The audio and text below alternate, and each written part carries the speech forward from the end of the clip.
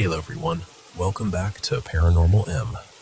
Tonight we're starting with a story that takes place during evening shifts at a healthcare facility. Before we get into it, if you like the stories in this video, please give it a like. Also, some listeners have told me these stories help them sleep, so feel free to share the video with anyone who might enjoy listening at night.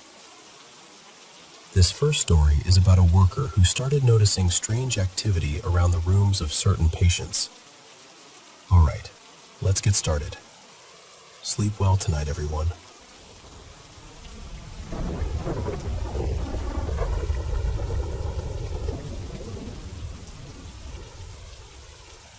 I started working evenings at a small healthcare facility not too long ago, and honestly, I don't know how else to say this.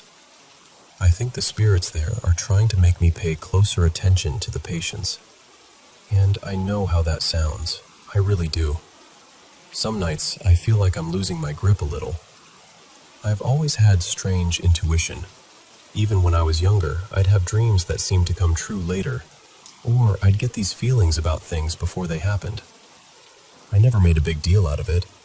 I just told myself I was sensitive, observant, maybe a little too good at reading people. But a few years back, I went through something deeply painful. Someone in my family betrayed me for a long time, in ways that changed how I saw people. After that, it was like whatever intuition I had became sharper, more alert. Almost like some part of me stayed awake even when the rest of me was exhausted. Then I started this job. The facility has around a dozen patients. Some are older, but a few of them are in their late teens and early 20s. And a couple of those kids remind me so much of who I used to be. Not in a surface-level way either. I mean their anger, their distrust of authority, their history with substances, the way they carry pain like it's something they have to hide and prove at the same time. I work the evening shift, so I'm mostly there to help them settle in, make sure they take their medication, get them ready for bed, and keep the place running through the quiet hours. I only get a short window with them each night, maybe an hour or two, so it's not like I'm their closest person there. But there are 2 or 3 of them I feel this strange pull toward. I never told them that. I never sat them down and said, "Hey, I understand you more than you know." But when I first started, I noticed something. These patients, who could be really guarded or difficult with other staff, seemed to trust me almost right away. They listened to me. They joked with me. They let their shoulders drop a little when I came around. And then the strange things started. At night, when everyone was supposed to be asleep, I'd hear voices in empty rooms. I'd be sitting still and feel the pressure in the floor shift around me, like someone was walking past my chair. Sometimes I'd see little flashes of light moving just out of view. Once or twice, when I accidentally nodded off, I felt someone touch me or heard someone close by, like they were waking me up. Then there were the lights. They would turn on and off by themselves. Not flickering like bad wiring, more deliberate than that, like someone was moving through the hallway. The part that still makes my stomach tighten is that every time something paranormal happened, it was near the room of one of the patients I felt connected to. And the next morning, I'd hear what happened overnight or shortly after. One had tried to hurt themselves. Another got seriously sick. Another slipped back into self-harm. Every time. My supervisor, Marcus, was the one who trained me. He's not the type you'd expect to talk about ghosts. He's practical, calm, not especially spiritual. But one night, very casually, he told me the facility was haunted by an older woman. He said she wasn't dangerous, though. He said she was more like a guardian. And the strange thing is, the patients love Marcus. They really do. He has this steady, kind way about him that makes people feel safe without making a show of it. There's another staff member, Carla, who sees it differently. She's strict, a little harsh, and she says the whole place needs to be cleansed. She talks about the energy there like it's rotten. But I don't know. I don't think whatever is there is trying to hurt us. Recently, Marcus went on vacation, and the activity picked up. Around the same time, we had a few changes at the facility. Some new patients came in. One patient left, and two of the teens I'd been worried about started struggling hard with the transition.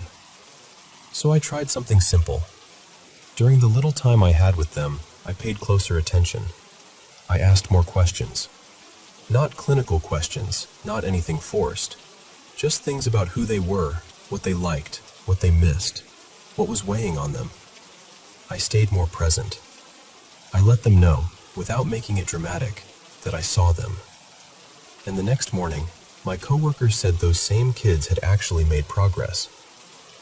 That made me wonder if the strange experiences weren't warnings exactly, but nudges. Like something was saying, go check on that one. Don't let that one disappear inside themselves tonight. One of the newer patients, a quiet kid named Eli, seemed to take to me almost immediately. But he was nervous about it. I could tell he wanted to come closer, maybe talk more, but something in him kept holding back. Then one night, I saw movement out of the corner of my eye. It went down the hall in a very specific direction, quick enough that I thought one of the patients was out of bed. So I followed it around the corner. We have overhead sensor lights in the hallway. The light outside Eli's room came on. But no one was standing there. It stayed on for about 10 seconds, maybe longer, just glowing there outside his door, impossible and quiet. Then it shut off. The next morning, I braced myself for bad news. But nothing terrible had happened to Eli. Later that day, I had to come back to the facility to drop something off. When I walked in, I saw Eli with one of the other teens. They spotted me and stopped me before I could leave. They were smiling. One of them laughed and said, "There's our big brother." They were joking, but something about it landed right in my chest. Because maybe that light outside Eli's door wasn't warning me that something awful was coming. Maybe it was showing me where I was needed. And for the first time since all of this started, I didn't feel crazy. I felt like someone, somewhere, was helping me watch over them.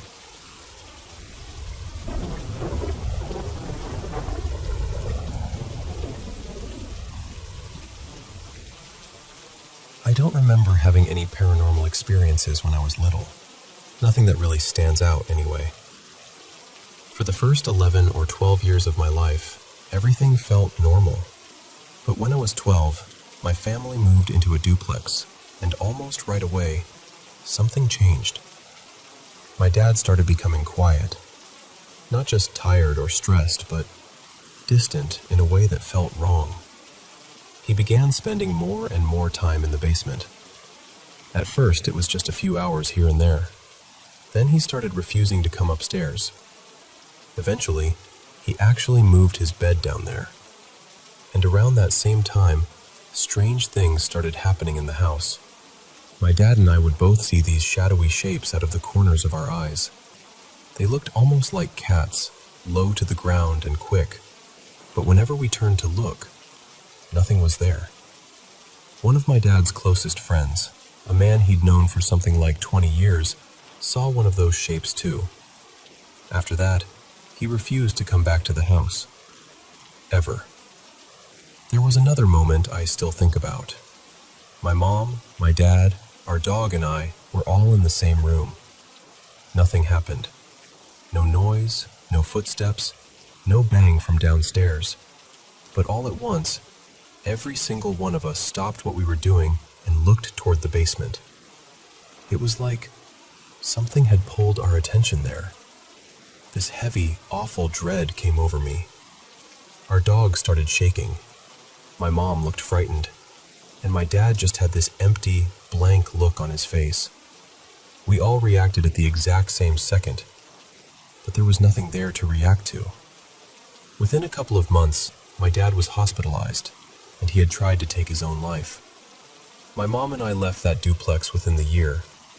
For most of the time we were still there, I slept in her room because I never felt safe. Not once. After we moved, nothing strange happened for almost 20 years. By then, I was married. I had stepkids, and when COVID started, we moved in with my mom for safety reasons and to make homeschooling easier. We had already lived in that house for years without any problems. It felt like a normal family home. Then, a few months into COVID, I started hearing scratching on my closet door. At first, I ignored it. I told myself houses make noises, wood settles, closets creak. There's always some normal explanation, right? But then, a few months later, something started hitting my mattress from underneath. And I don't mean a little bump. I mean it felt like someone punched the underside of the bed. Hard. One night, my husband actually saw me jump out of bed because the impact startled me so badly. It felt physical. It felt real. And after that, it just kept happening. Every night there was scratching at the closet door and punching from under the mattress. Every single night. I started questioning myself. I wondered if I was losing it. But the bed had drawers built into the bottom, so there was no open space under there. Nothing could crawl underneath. There was no room for a person, an animal, anything. Just drawers. Then, during a random conversation, I found out my mom had taken in some belongings from her boyfriend's aunt, who had recently passed away. And the timing lined up perfectly. All the activity had started after those things came into the house. One of the items was a doll that my mom had given to my stepdaughter, and this doll made everyone uncomfortable. Not just me. Everyone. Apparently, even the aunt had found it creepy when she was alive. At that point, I was desperate. I knew I wasn't imagining it. I knew I wasn't having some kind of breakdown. So my friend Lena, who has always been open-minded about this kind of thing, came over and helped me burn the doll in a fire pit. We used gasoline. We made sure it burned. The next morning, we went out to look at what was left, and the doll's face was still untouched. Not scorched. Not melted. Untouched. Its little purse was still perfectly intact, too. I know how that sounds. I really do. But I saw it. So we burned it again. That time, finally, it turned to ash. After that, everything stopped. No more scratching. No more punching under the mattress. No more feeling like something was waiting just out of sight. Eventually, we moved out of that house too. I still don't know what happened. I don't know if something came with those belongings, or if it was connected to that doll, or if it was something else entirely. All I know is that once the doll was gone, so was everything else.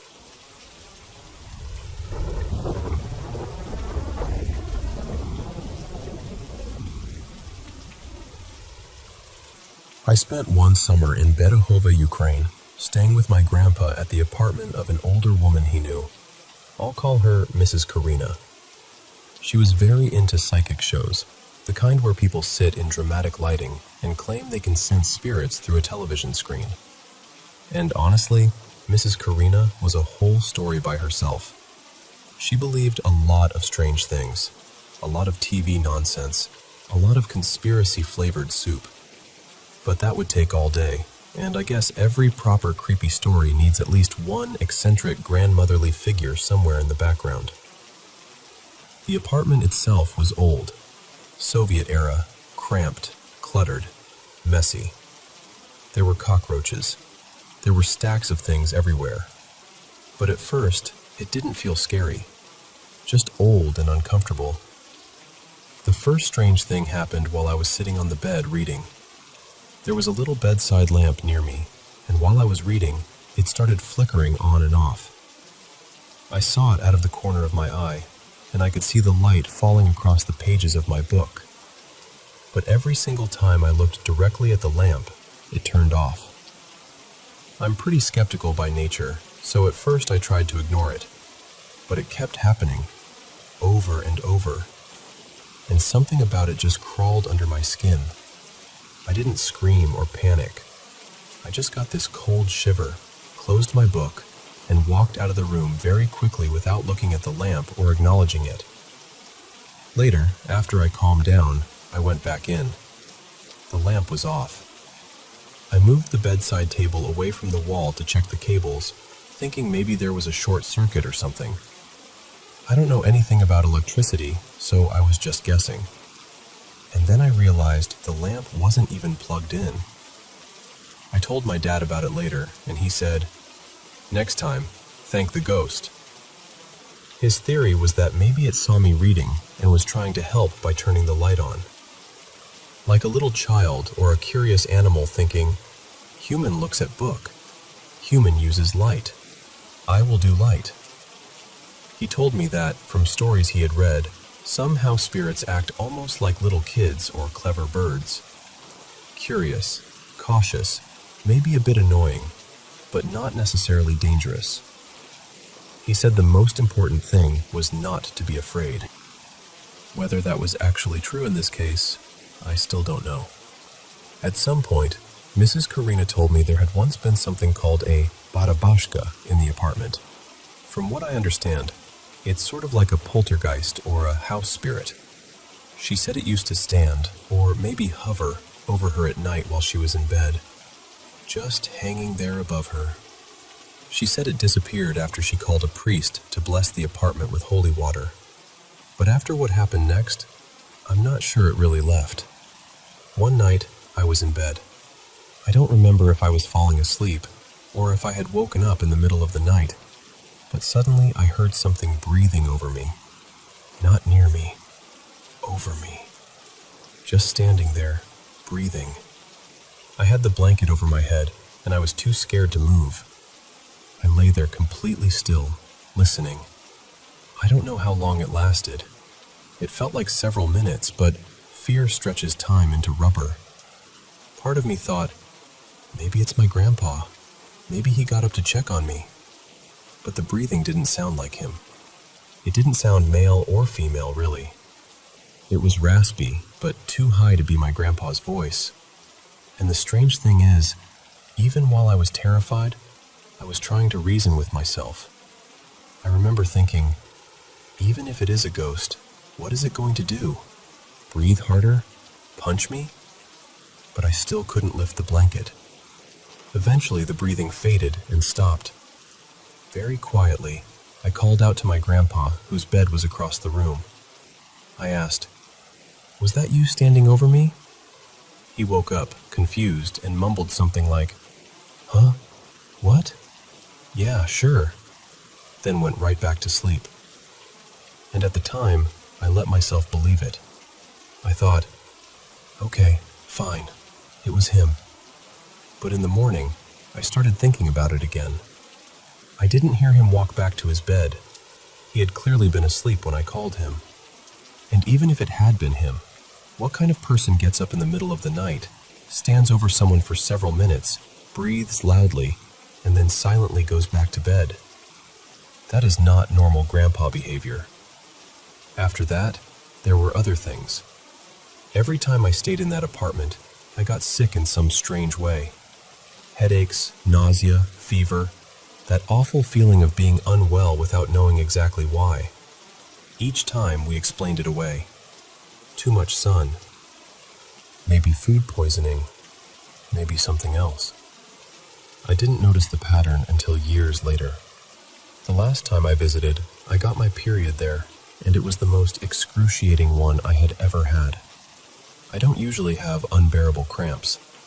Painkillers normally help me pretty quickly, but this time, I was in agony. I couldn't find any position that made it better. I was actually moaning from the pain. Mrs. Karina basically told me to suck it up because I was a girl, and said it would only get worse as I got older. Which, by the way, it did not. I have never had a period that painful again after leaving that apartment. So whatever was in that place, I don't know if it was dangerous, but it did not feel good for my health. Around that same visit, I had a fever for a day or two. One morning, both my grandpa and Mrs. Karina were out, so I was alone in the apartment. I spent most of the time in the living room reading.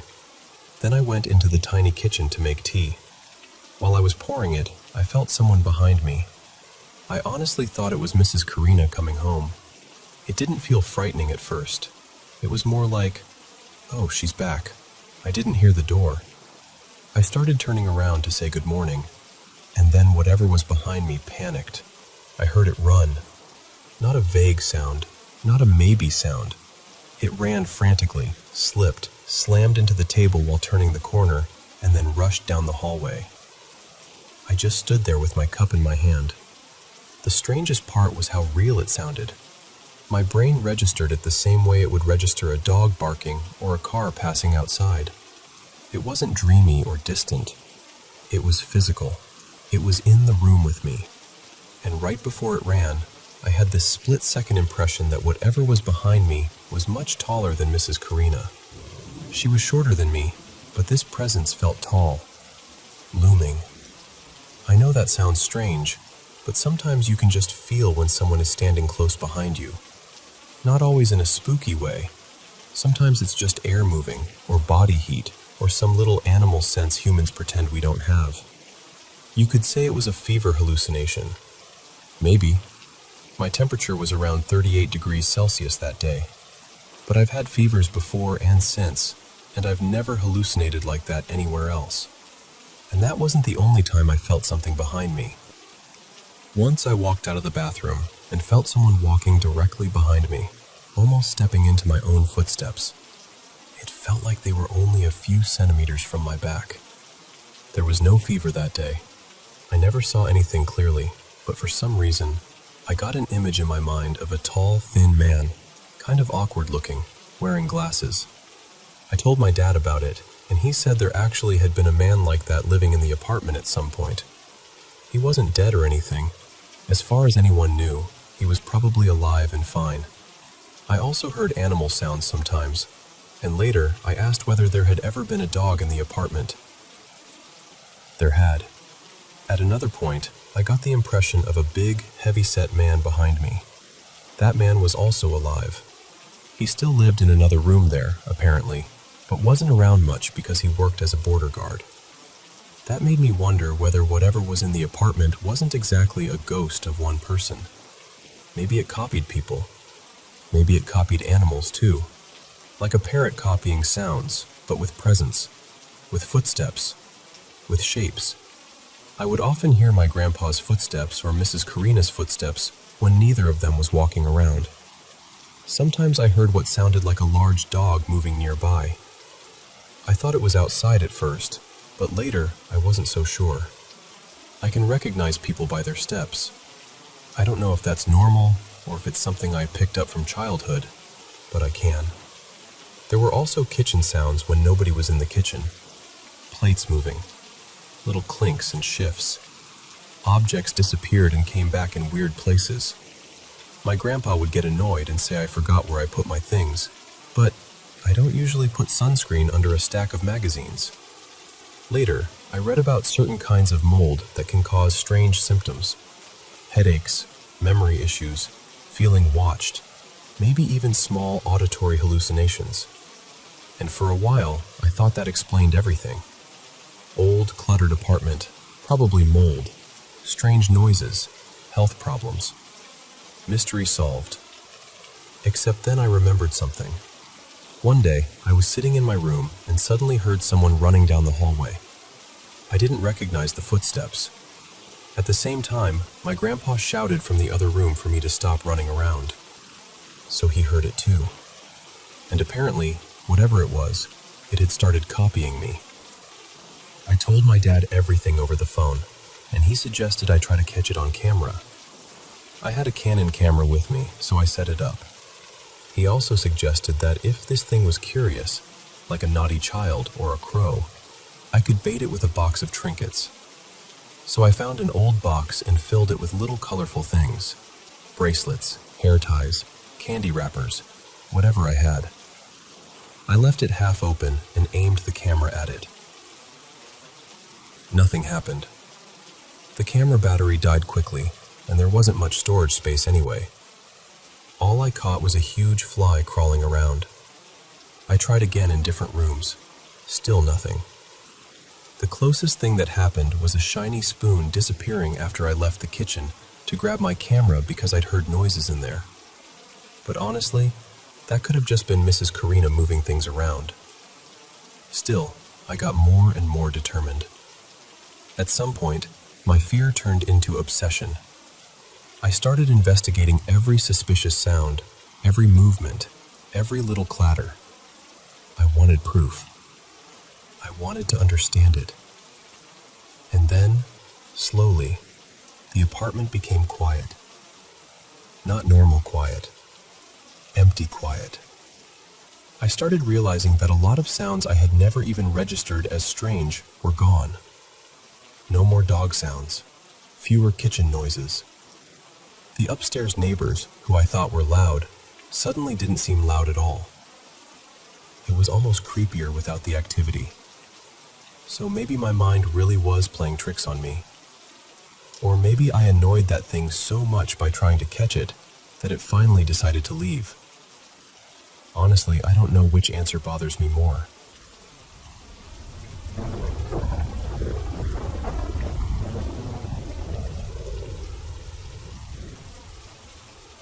When I was about 7, my parents separated, and not long after that, my stepmom came into our lives. And honestly, she was one of those adults who didn't talk down to kids. She treated my brother and me like we had our own thoughts, our own instincts, and I think we respected her so much because of that. She had this calm, open way of looking at the world. She believed in energy, karma, spiritual connections, things my mom never really talked about because she was very Catholic. At my dad's house, though, it was different. If something strange happened, we'd just laugh and say, "Well, I guess our little house ghost is busy again." And strange things did happen. We had this old stereo that would turn on by itself late at night. Things would show up in places nobody remembered putting them. After we moved to a different house in another town, I'd sometimes hear music coming from the garage, even when no one was out there. Other times, it sounded like someone was shifting boxes around in the dark. One day, we heard a loud crash from the pantry. When we opened the door, there was a can of soup on the floor. The weird part was that it had been pushed all the way to the back of the shelf. It shouldn't have fallen. Not by accident. My stepmom never seemed scared. She'd tell us about odd things happening when my brother and I were at our mom's, but she always sounded peaceful about it. She had lost her own mother young, and part of me wondered if she believed it was her mom still nearby. She never said that, but it made sense to me. Maybe that's why she never seemed bothered. A few years later, when I was in middle school, we went to stay at her aunt's house for her grandmother's funeral. Her family was warm and fun, the kind of people who could make a heavy weekend feel lighter. She had 2 cousins around our age, so my brother and I got along with them right away. That side of the family had the same kind of spiritual curiosity. At some point, someone brought up using a Ouija board. Back then, I thought it was just a spooky game kids played to scare each other. Nothing serious. That night, we had fun with it. We laughed, asked dumb questions, and didn't think much of it. The next morning, while the adults were drinking coffee, us kids pulled the board out again. My brother and I didn't want to leave yet, so we started asking it to make us stay. We actually asked it to give us a flat tire. Right before we were supposed to leave, it started snowing. My brother and I thought, perfect, we're definitely staying now. But my stepmom said we needed to leave before the roads got worse. Then we walked out to the car. Flat tire. Everyone brushed it off as a coincidence. They aired it up and we left anyway. But about 40 minutes down the highway, that same tire blew out completely.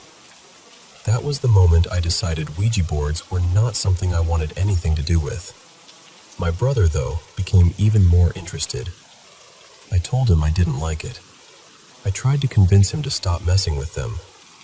A few years after that, my dad and stepmom moved back to our original town, into a bigger, older house. My brother and I were splitting time between both parents by then, so we stayed at my dad's every other week. And in that house, I always felt like someone else was there. There was a loft upstairs that overlooked part of the downstairs. It was open, quiet, and for some reason, that was where I felt it the most. When I was upstairs, it felt like something was lingering nearby. When I was downstairs, it felt like something was watching from above. At night, I'd hear what sounded like footsteps going up the stairs, then moving through the hallway between my room and my brother's room. I asked him once if he heard it too, and he said yes. I tried to tell myself it was just an old house. Old wood creaks, pipes settle, wind does strange things. But this sounded different. It moved like someone walking slowly through the hall, almost like they were checking on us. One day, I caught my brother and some cousins using a homemade Ouija board in his room. It wasn't even a real one. They had drawn it out themselves, and for some reason, that bothered me even more. Like he had gone out of his way to invite something in. I got angry and made them stop. The next day, I burned the board on the porch. After that, the feeling upstairs changed. It became heavier, less curious, more uncomfortable. My brother started spending more and more time alone in his room with the lights off. I'd go in and ask him why he was living like a cave creature, and he'd just say he didn't like the light fixture. Maybe it was puberty. Maybe it was normal teenage moodiness. But I hated being in that room. It felt like the space was swallowing him. I was the older one, so I moved out first. I'd still come back sometimes and stay in my old room. During the years I was gone, my brother came out. It was hard for him. He was scared of how people would react, even though our family supported him. I actually found out from a few mutual friends before he told me himself, but I waited. I wanted him to be ready. I wanted him to know I loved him, and that nothing about him had changed for me. When he finally told me, I remember feeling like something lifted off him, like he had been carrying this enormous weight in silence for years. And for a while, I thought maybe that darkness I sensed around him had been his fear, his stress, all that pain trapped in one room. Soon after, he moved into my old bedroom, so whenever I visited, I stayed in his old room instead. One weekend, my girlfriend and I came back to town. Nobody was at my dad's house, so we decided to stay there and have the place to ourselves. We slept in my brother's old room. It was almost completely empty, just a mattress and box spring on the floor. No furniture, no clutter, nothing. We lay down and started drifting off. Right as I was about to fall asleep, I heard a voice. It was soft, but clear. A loud whisper from across the room. "Come on." I opened my eyes immediately, trying to figure out if I had dreamed it. I stayed still, listening. Then my girlfriend sat straight up and turned on the light. She looked shaken and said someone had whispered from the closet. That's when my blood went cold, because I had heard it too, from the same corner of the room. I grabbed my pistol and checked the closet. Nothing. I searched the whole house. No one was there, just us. We sat in bed afterward, trying to explain it away. Maybe it came from outside. Maybe sound carried weirdly. Maybe one of us had been half asleep. But neither of us believed that. The voice had been inside the room. It had come from the corner near the closet. And it didn't sound angry. It didn't sound like an order. It sounded like an invitation. Come on. Like something was leaving and wanted us to follow. I've never had anything like that happen at my mom's house. Not once. And aside from one other experience in a place already known for strange activity, everything like this has always seemed tied to my dad's side of life. Those houses, those rooms, that upstairs hallway. So I still wonder about it. Were all those things connected? Was something following us? And that night, when it whispered from the closet, where exactly did it want us to go?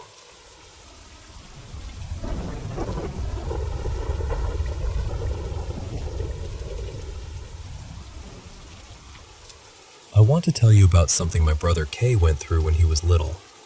He's 19 now, but this started when he was only about 5 years old. He told me there was this boy he used to see, a boy he could talk to, touch, and play with.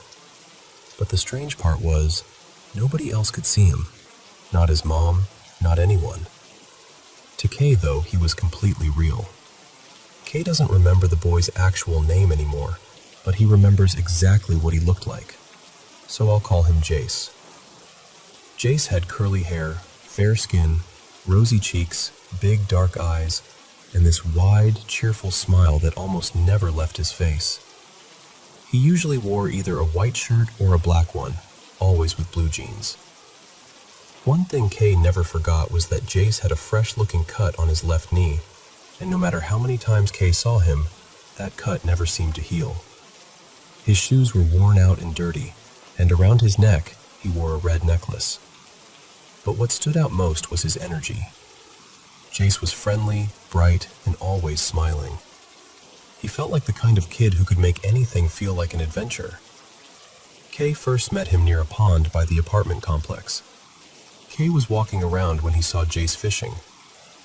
Jace asked him if he wanted to learn, but Kay said he just wanted to watch. Still, Jace showed him how to put bait on a hook and explained the basic things you're supposed to do when fishing.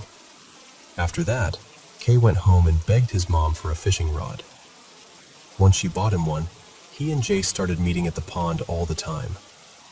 They would sit in little foldable chairs, fish together, talk, and play. That was how their friendship began. There was one time when Kay brought out a small camera his mom had given him.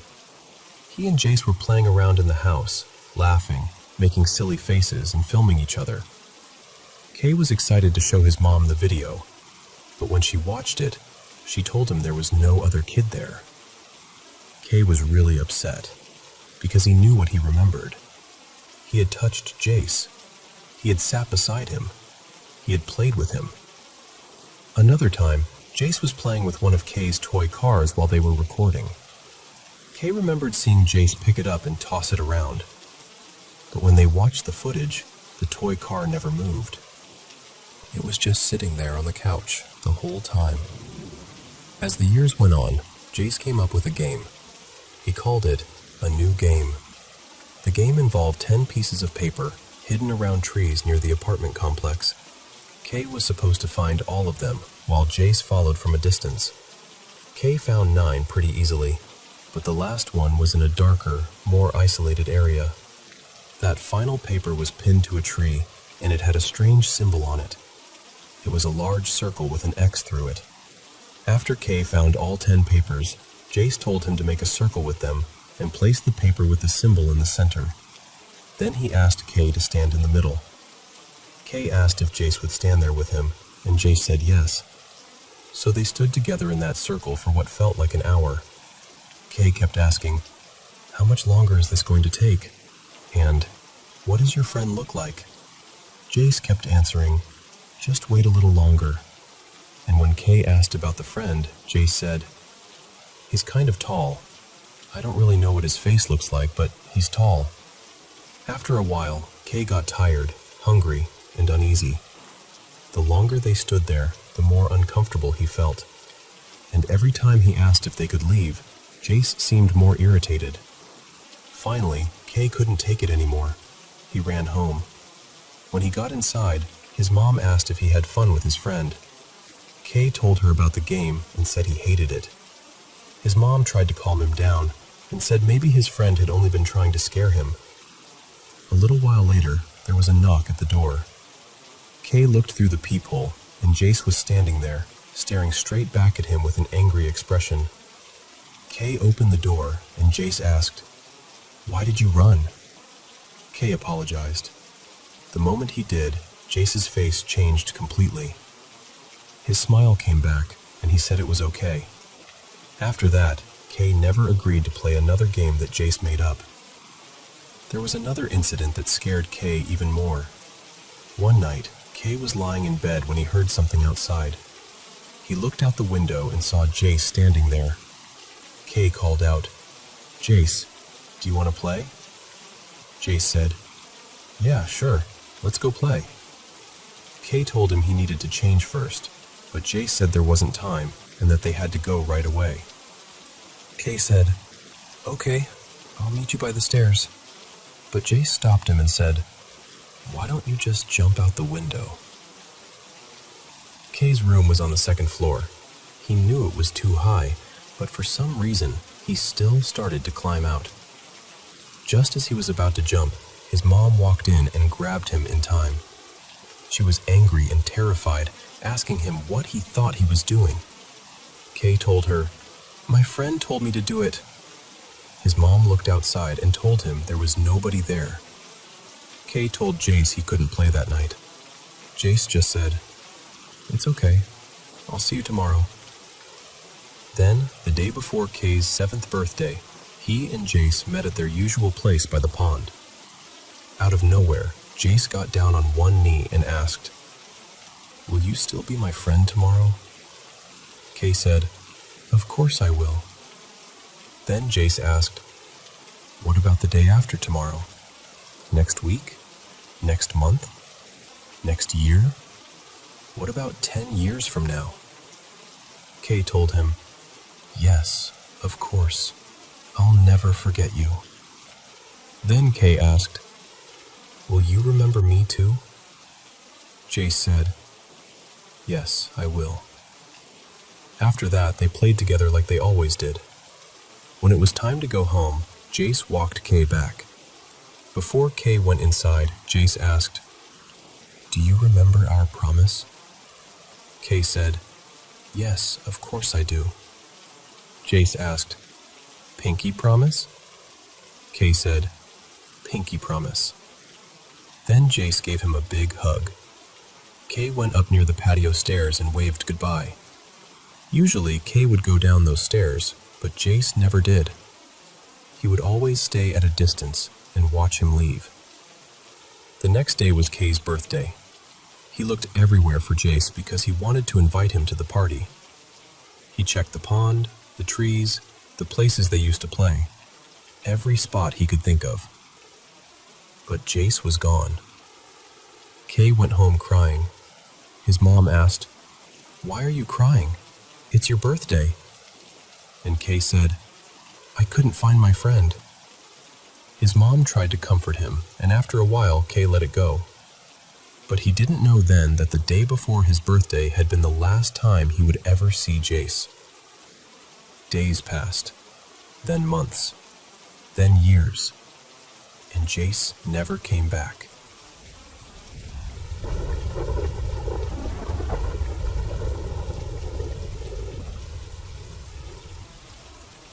I want to tell you about something strange that started after my friend Lena moved into a little 4-unit building back in February. At first, it was the kind of thing you almost talk yourself out of noticing. She and her roommate would find the door locked, even though neither of them remembered locking it. They'd wake up with marks on their legs that looked like handprints.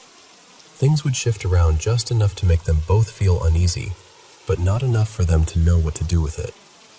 Then, a couple of months ago, the building burned down. Lena lost her place, and because of the fire, she also lost her job. So she ended up moving back in with her parents, which was already hard for her.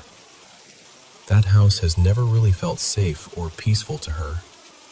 She moved out when she was 18 for a reason. But the strangest part is that whatever had been happening at the apartment didn't seem to stay there. It didn't follow her roommate. It followed Lena. Once she was back at her parents' house, the activity picked up again. Doors started slamming. Lights and electronics would turn on and off by themselves. There were footsteps when nobody was walking around. And the locking thing came back too, only stronger. Her mom has experienced it as well.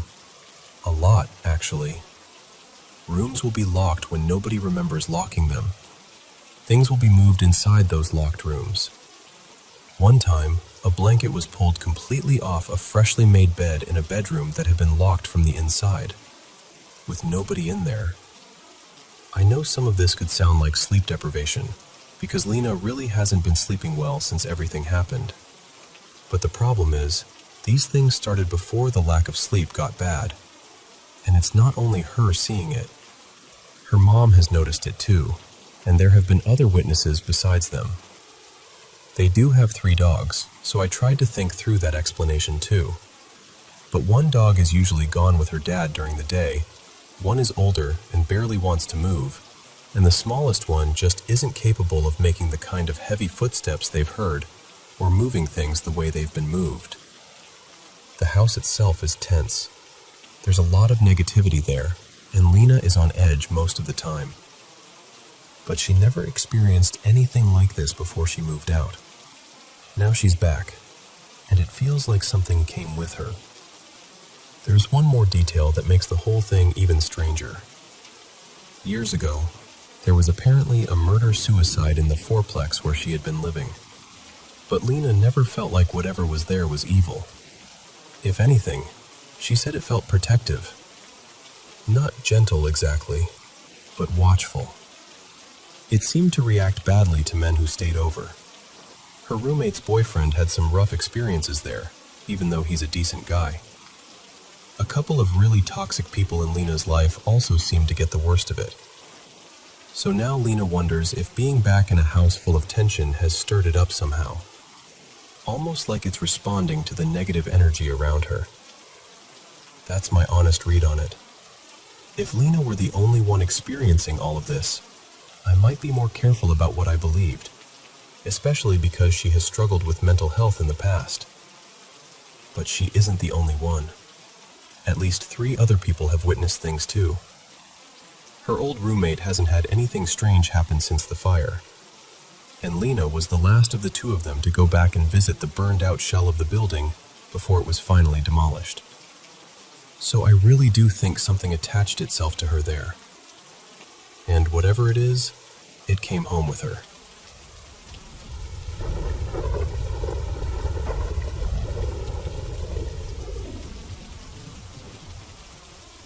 I need to start this by saying I'm not here to excuse what I did.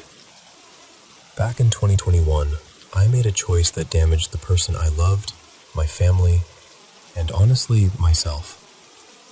I stepped outside of my relationship, and I have carried the weight of that ever since. At the time, my life felt like it was closing in on me from every direction.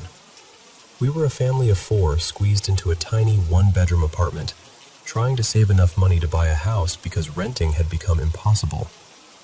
I was stressed about work, money, the home buying process, and deep down, I was insecure in my relationship. But instead of talking about any of it, I swallowed it. I acted fine. I kept everything bottled up because that's what I thought I was supposed to do. Then one day, I got a message on social media from a woman I vaguely remembered from school. She was a little older than me, someone I knew of more than actually knew. I had a small crush on her when I was younger, nothing serious, just one of those distant school hallway things. She didn't remember me at all. She asked if I was single, and I told her I was in a relationship, a good one, and that anything between us would have to stay friendly. At first, that was exactly what it was. We talked about school, where life had taken us, old memories, random everyday things. Slowly, those conversations became comfortable. Too comfortable. One night, I opened up to her about everything I had been carrying. The stress, the fear, the pressure, my mental health. She listened in a way that made me feel seen, or at least, that's what I told myself at the time. She offered to do a palm reading and tarot reading for me. I didn't believe in any of that, so I kind of laughed it off. But after more conversations, I started getting curious about what it would be like to meet her in person. So we met. We talked, and the chemistry was there. She did the readings, and of course, everything she told me was exactly what I wanted to hear. In that moment, I let myself believe she was someone safe, someone I could trust, someone I could go to when I felt like I couldn't talk to anyone else. Then one day, she crossed a line. Instead of shutting it down, I crossed it with her. The messages changed. The tone changed. Everything became charged and reckless, and eventually, we went through with it. It wasn't love. It wasn't even something meaningful. It was pressure, fantasy, weakness, and bad decisions all tangled together. Not long after, I found out my partner was pregnant. That shook me. We had been careful, or at least we thought we had, but life doesn't always care about what you planned. Suddenly, the reality of what I had done hit me in a way I couldn't ignore. I tried to pull away from the other woman. I answered less. I became short, distant, cold, probably. In my mind, we had agreed it wasn't emotional. I thought she would understand and move on. I was wrong. She wanted more. She wanted a relationship. She talked like she should be in the house I had just bought with my partner. She wanted my partner gone. And when I didn't give her what she wanted, she exposed everything. My life fell apart. And I deserved that part. I was selfish, impulsive, unfaithful, and careless. I don't say that lightly. I broke trust in a way that cannot be dressed up into something softer. For a while, she made things miserable. Then suddenly, she stopped. At least, I thought she did. That's when things in the house started changing. At night, I began feeling like something was in the room with me. I sleep in complete darkness, but there was always a little bit of light from outside, just enough to see shapes. And I kept feeling like something was standing just beyond where my eyes could focus. We had small, plug-in lights in the hallway outside the bedroom. At night, I could see the glow slipping under the door. Sometimes that light would disappear, then come back, like someone was slowly pacing back and forth outside the room. I'd wake up to sounds that seemed like footsteps coming up the stairs or moving through the hallway toward my door. Sometimes, when I was home alone, I would hear my name called in a woman's voice. It sounded distorted, almost like a blend of my mother's voice and my partner's voice, but not quite either one. The playroom started bothering me too. If I left the door open, I'd catch something out of the corner of my eye, like someone standing in there. Toys would go off in the middle of the night by themselves. Even when the door was shut, the room felt wrong. Then came the dreams. The same heavy, dark dreams kept repeating, and I started waking up feeling like I hadn't really slept. One night, my partner and I tried sleeping in the same bed again after being apart for a while. In the middle of the night, there was a violent bang against our bedroom window. We both woke up immediately. Our room was on the second floor, so I jumped out of bed and looked outside. Nobody was there. No cars, no people. The cameras didn't catch movement, not the doorbell camera, not the other cameras around the house. But the window was shattered. I went outside with a flashlight and searched everywhere. There was nothing on the ground. No rock, no branch, no fur, no feathers, nothing to suggest a bird or bat hit it. Just broken glass and no explanation. Then came the flies. One day, I walked into our bedroom and froze. There were hundreds of flies in there. Full-grown flies, everywhere. My 2-year-old was asleep on the bed, and they were crawling all over her. I panicked. I swatted them off her, grabbed her, and ran downstairs. I accused my partner of leaving the windows open, but she pointed out that the air conditioning was running and said she never would have opened the windows with it on.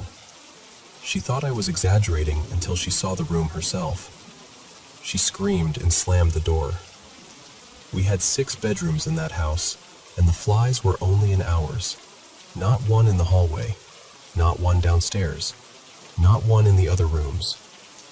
It took 2 days to get rid of them, and we still don't know how they got in.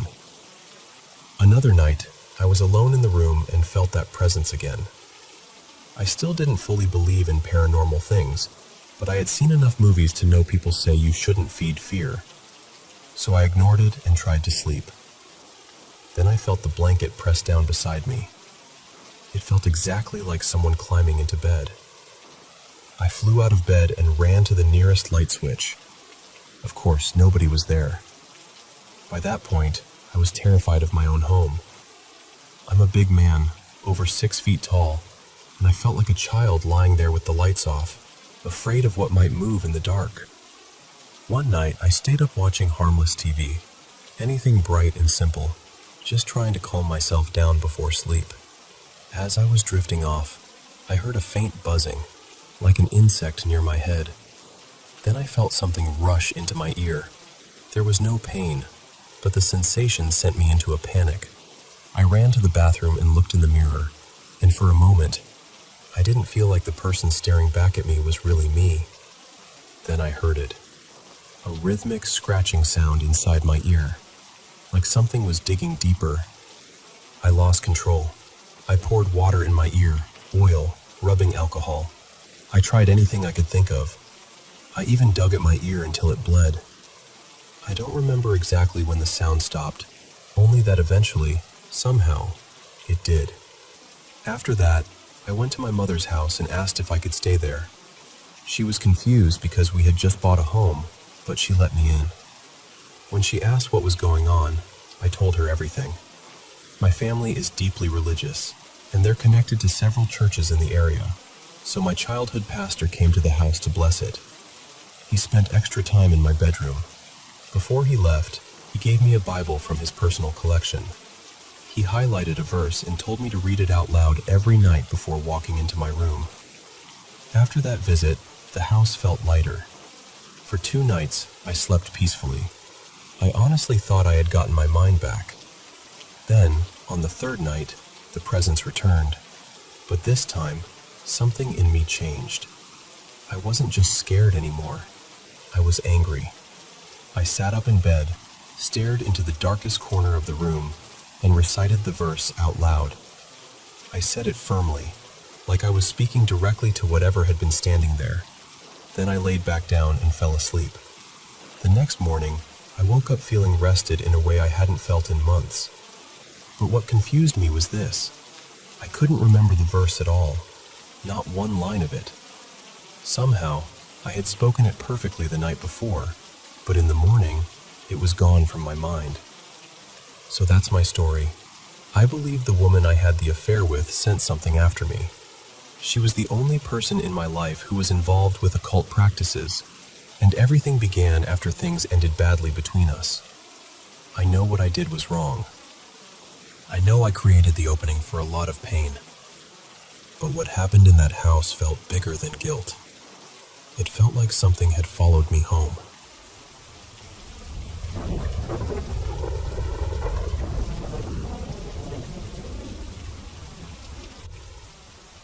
I want to tell you about something that happened to my husband, Daniel, because honestly, I still don't know what to do with it. He was sitting in his car in the parking lot of a park, just watching something on his tablet, minding his business, when this man came up to him. And the first thing that shook him was how much this man looked like his father. Not just a little bit either. My husband already looks so much like his dad, so seeing this stranger standing there with that same face, that same presence, it immediately felt strange. And then there was the dog. The man had a dog with him, and even that felt connected somehow. It reminded my husband of his childhood dog, the one he still gets emotional talking about. He's almost 40 now, and I've seen him cry over that dog more than once. So from the very beginning, it felt like this whole encounter was touching old nerves. They ended up talking for close to an hour. The man did most of the talking. He told Daniel all kinds of things about himself. At one point, he said he was an angel. Then he said he was about to turn 300 years old. My husband asked him where he was from, and the man just kept saying, "I'm from here." That was it. Not a city, not a state, just, "I'm from here." And the longer he talked, the more unsettling it became, because so many little things lined up with my husband's life. There's this one animal my husband has always loved. I never really paid attention to it before I met him, but he's always sending me videos of it. Not just the animal in general either, but one very specific breed. And without Daniel bringing it up at all, this man suddenly said that same animal was his favorite. Then he named the exact same breed my husband is always showing me. When my husband told me that part, I got chills all the way up my back. Not cute little goosebumps either. The kind that feel like your body knows something before your brain can explain it. Then the conversation turned darker. The man started talking about what it feels like to get hit by a car. He described it in this calm, detailed way, like he knew. He told Daniel what he would need to do in that moment, how he would need to act, how it would feel when death came near. He said the cold would start in his feet first, and then slowly rise through his body. He told him that in the end, the only thing that would matter was that final moment of consciousness. He said in that last moment, you only hear the voices of the people who loved you the most. Usually, he said, it's your parents. Then he looked at my husband and asked him how things were with his parents. And that hit hard. Daniel hasn't really spoken to his parents, or most of his family, in about 3 years. There was a falling out, and it changed everything. What makes this even stranger is that my husband has always been fixated on that exact thing, the final moment before death. He has talked to me so many times about wondering what it will feel like, whether he'll be scared, whether it will be embarrassing, whether he'll die in some ridiculous way. It's something he has carried around quietly for years, and this stranger somehow walked right into that fear. He told Daniel it wouldn't matter how carefully he drove, how slowly he went, or whether he looked both ways. He said that when a car hits you from behind, it feels like the weight of an airplane dropping onto you. But then he also said there could be another ending. He told my husband that if he wanted to make it to 42, which he said was an age where everything shifts, then he had to keep taking care of his body. He told him to keep going to the gym, to stay strong, to keep his body ready. He also brought up traveling through a particular state, one my husband has always felt connected to.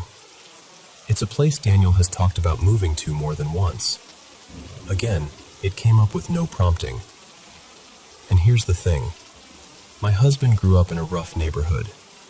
He's been around criminals, unstable people, dangerous people, people whose energy you can feel from across the street.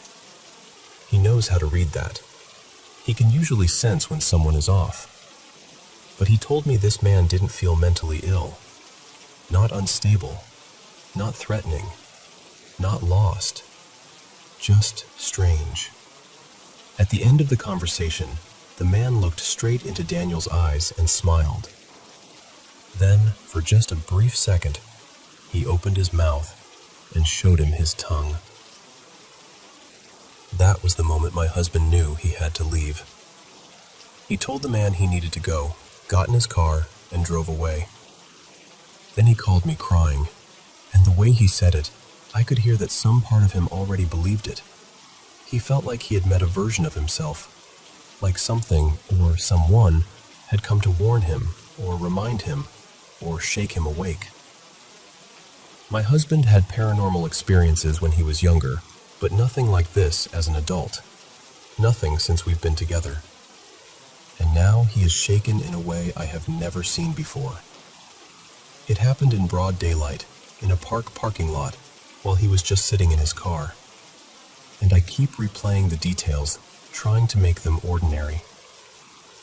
But they don't feel ordinary.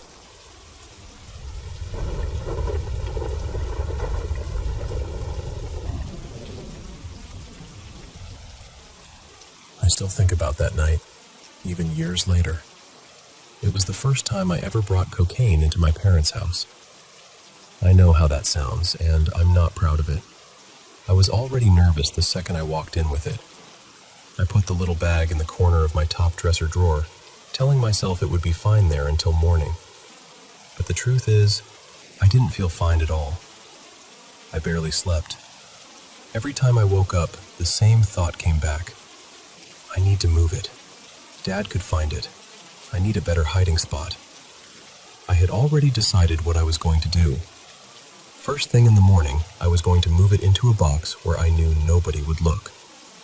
I remember lying there, picturing exactly where I had put it, exactly where I was going to move it, just trying to calm myself down enough to sleep. And I know this part is hard for people to believe, but I am absolutely sure I did not get out of bed that night. I'm a light sleeper.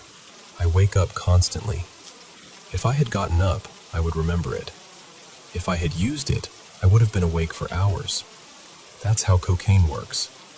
You don't just black out, quietly do a bunch of things, and then wake up refreshed like nothing happened. But when morning came, I got out of bed and went straight to that drawer. The bag was gone.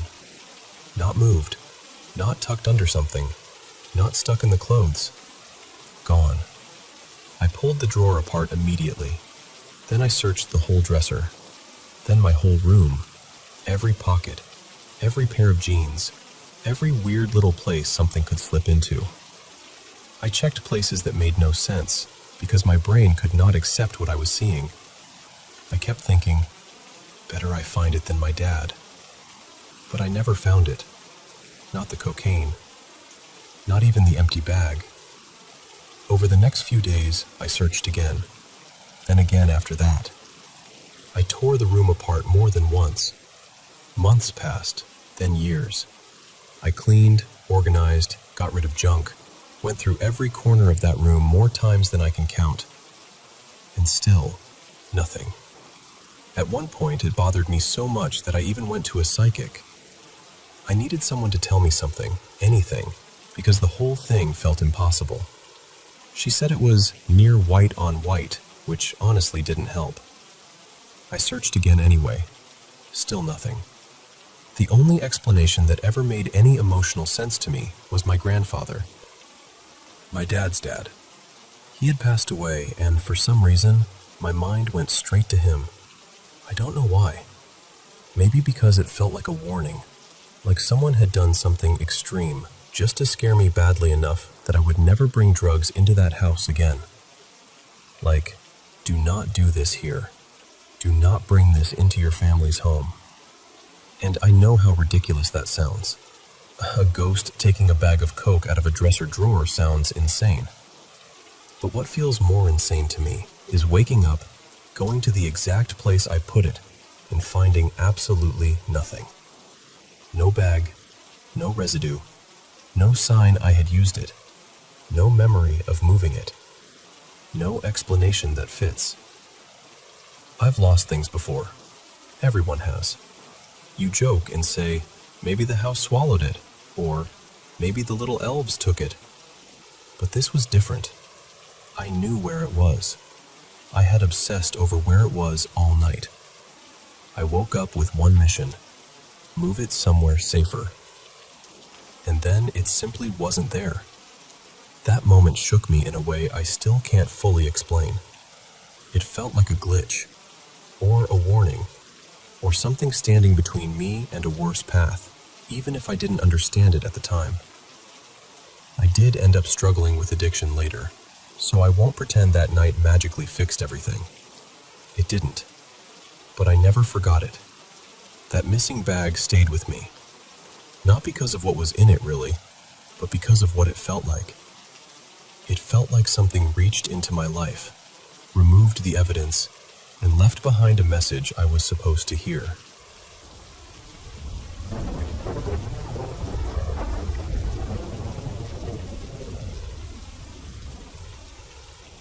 These things happened earlier this year, around the end of May, and honestly, I still think about them more than I'd like to.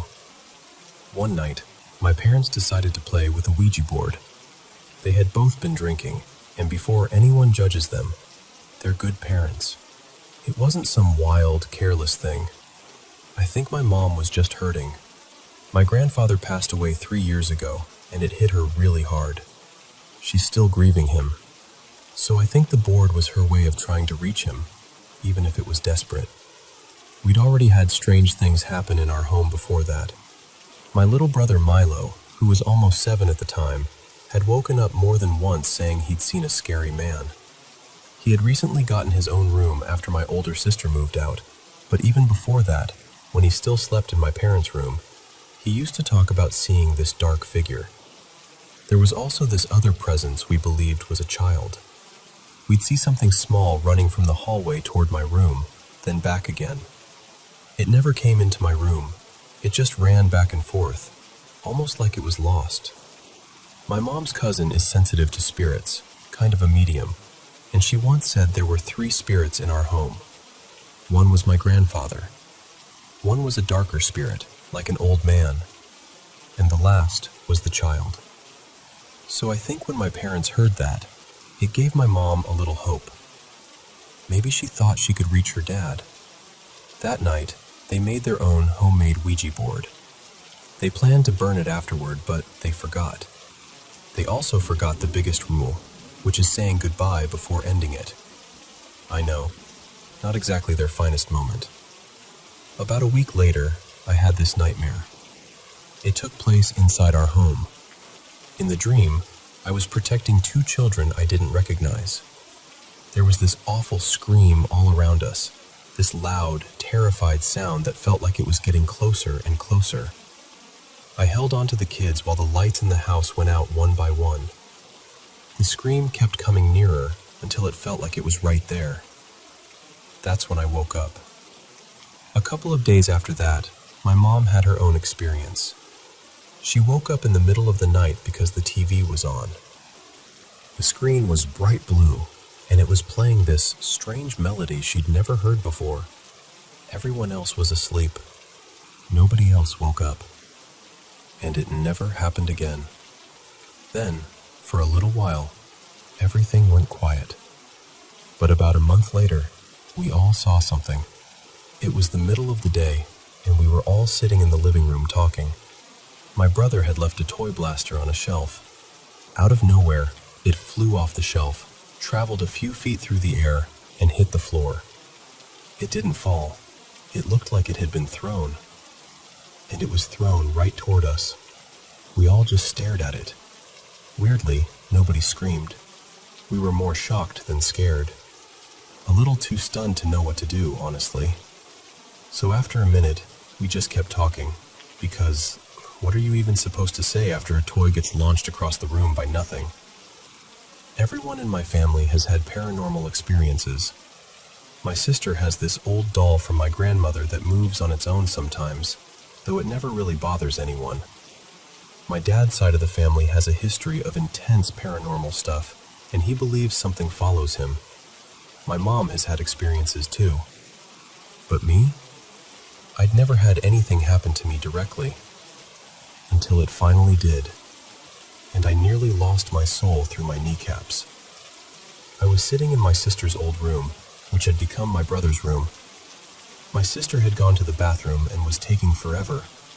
We have 3 dogs, 2 big mixed breeds and 1 tiny little one, and one of the bigger dogs was in the room with me. I was just scrolling on TikTok, waiting for my sister to come back because we'd been in the middle of a conversation. Then both me and the dog saw it. From the corner of my eye, I noticed something standing near the doorway, watching me. I snapped my head toward it, and it quickly pulled back behind the wall. My dog was staring in the exact same direction. His ears were up, and he looked curious, not aggressive. He kept staring at the door for a while after that.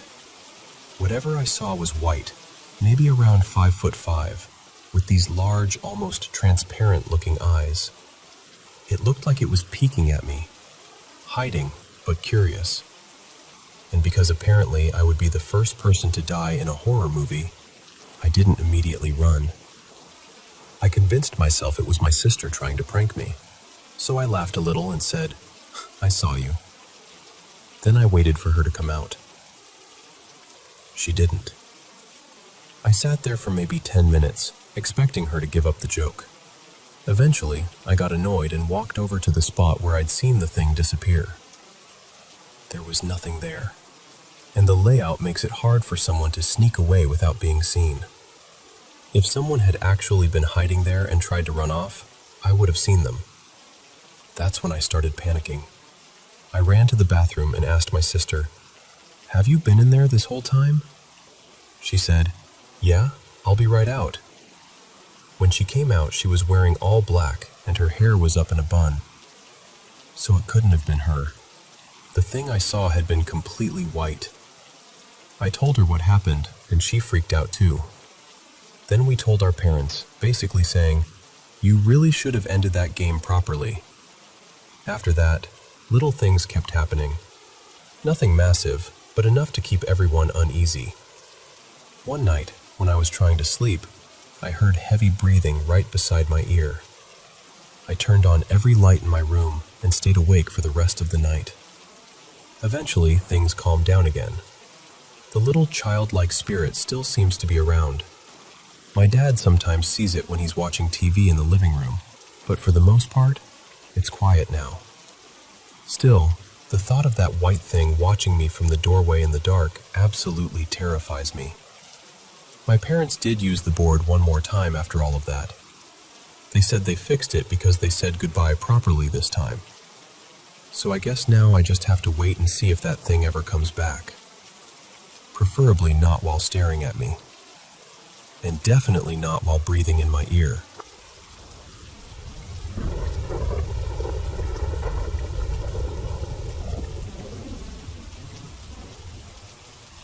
I want to start by saying I'm not someone who jumps straight to ghosts.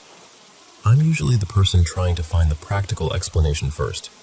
A loose pipe, an old appliance, a tired brain filling in blanks at 3 a.m. That kind of thing. And English isn't my first language, so I'll try my best to explain this clearly. My family bought our house back in 2005. It used to be a smaller place on a piece of land, and when we moved in, we didn't tear the whole thing down. We kept the foundation and a few of the original walls, then renovated almost everything else. We added another room, rebuilt most of the upper floor, changed the layout, all of it. But somehow, the older parts of the house still feel different.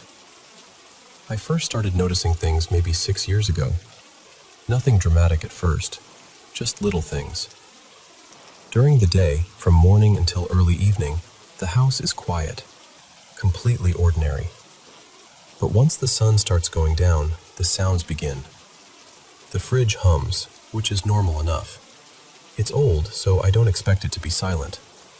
But at night, it sometimes makes this noise like a glass bottle has tipped over inside it, or like something metal has fallen. I also hear plates shifting in the sink, tiny clinks and taps when nobody is nearby. And I know, that can all be explained. Old fridge, dishes settling, pipes, temperature changes, houses make noise. But then there are the voices. When my parents are asleep, or when they aren't home, I sometimes hear them talking, sometimes arguing, usually very late, somewhere between 1 and 5 in the morning. I'll be at my computer with the fan running, that steady white noise in the background, and suddenly it sounds like their voices are downstairs. I've also heard footsteps on the stairs. For a while I worked from home at night, and I've always been a night owl, so I was often awake until sunrise. Maybe I was exhausted. Maybe my brain was catching random sounds and shaping them into something familiar. That's what I told myself. Then there were footsteps above my room. My bedroom is on the top floor, and the ceiling slopes with the roof. There's a tiny crawl space above me, but it's not something anyone can just walk into.